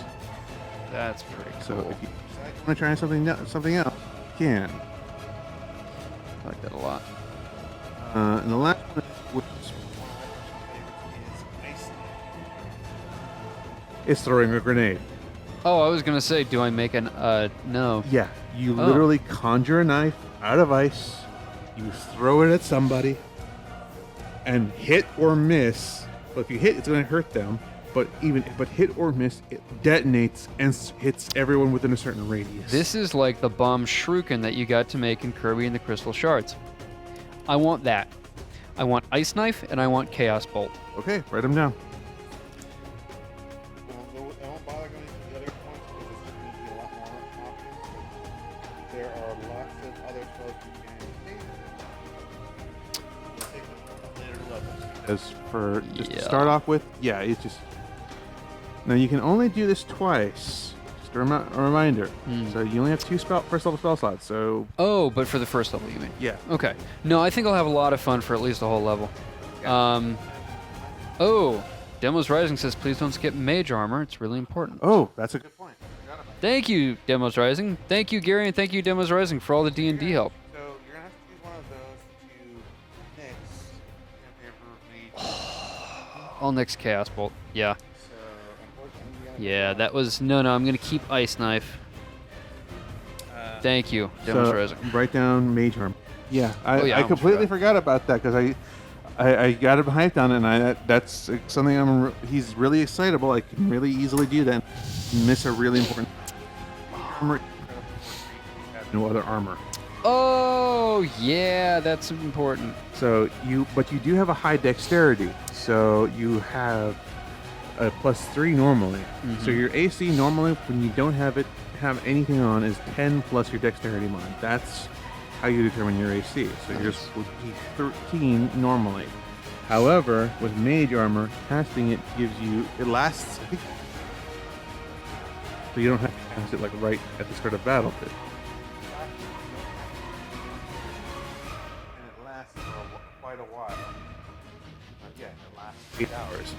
So while you're out, traveling, during the day, and you think you might need it, you go into a situation where it's like, okay, in this situation where I might need to fight, that's Mage Armor. the armor Bonus +3. Your armor Cool. harder to hit. That's way cool. Thank you, Tamaki, because Oh, that was Demos Rising. sorry, Demos. Yes, thank you, Demos, because I completely forgot about that. I did mention it earlier to him, and I completely forgot as we were going over the spell, and he was just so taken by Chaos Bolt and everything else that I was describing that he just. Yeah, no, Mage Knight or Mage Armor sounds necessary though. As excited as I was. It's kind of necessary. Yeah. The good news is, by the time you are going to get 4 first level slots, but you're going to get a lot more slots later. Oh, tank. Yeah. And you're going to get a lot more slots later, and that is going to. You can take a lower level spell and cast it with a higher level slot. So you can just use your first level slots to cast Mage Armor, and the higher level slots to cast Ice Knife and later Chaos Bolt. Cool. So, your spellcasting ability. On the top of the sheet there. Yes. So it's a spellcasting ability. It's Charisma. No, that's your class. Oh, my bad. Spellcasting abilities, Charisma. Your spell attack modifier. Yes, it is. Spell attack bonus. Uh-huh. Your charisma modification. Plus 5. And then your spell check DC is 13. 8 plus charisma. Plus Spell check. Spell save what? Spell save, different. Gotcha, that's what that was. You said 13? How come? Plus drop it first. Okay. So, to save against an effect, that's the number that they have to beat. I see. So, if you're trying to cast Sleep on not Sleep, but if you're trying to cast Charm on an opponent, the spell or the save DC that they have to save against is 13. As you get more experience as a player and your proficiency modification goes up, and as you spend points to increase your charisma during your ability score increases, that DC gets higher, so it gets harder for your opponents to avoid that. So Makes sense. which is there. Now it's just what get you from your Eyes of the Dark. So go ahead and on the first page again. Where am I reading this? Texas Spellcaster? Second. Feats. Features and traits. Gotcha. Traits. You said Normally, dark vision's range is 60 feet. Yours is up to 20. Cool. It's double that. And later, at 3rd level, you're going to get the ability to cast darkness, which won't count against your spells. Darkness is one of the feats I'm writing down. No. Okay. But that's...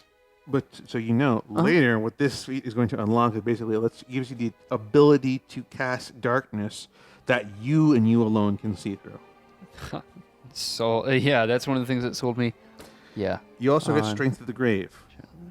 This is another feature you're Going to get, and you can write this one down now. Cool. So it says at 1st level, your existence in a twilight state between life and death makes you difficult to defeat. When damage reduces you to 0, you can make a charisma saving throw, which is DC 5 plus the damage taken.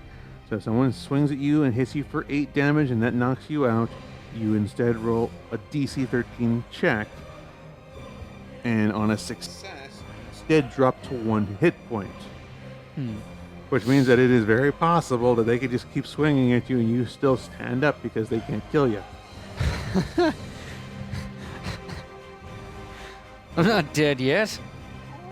Dead. After you, of course, after you use this feature and succeed in the saving throw, you can't use it more than once until you finish a long rest. So, How difficult is that?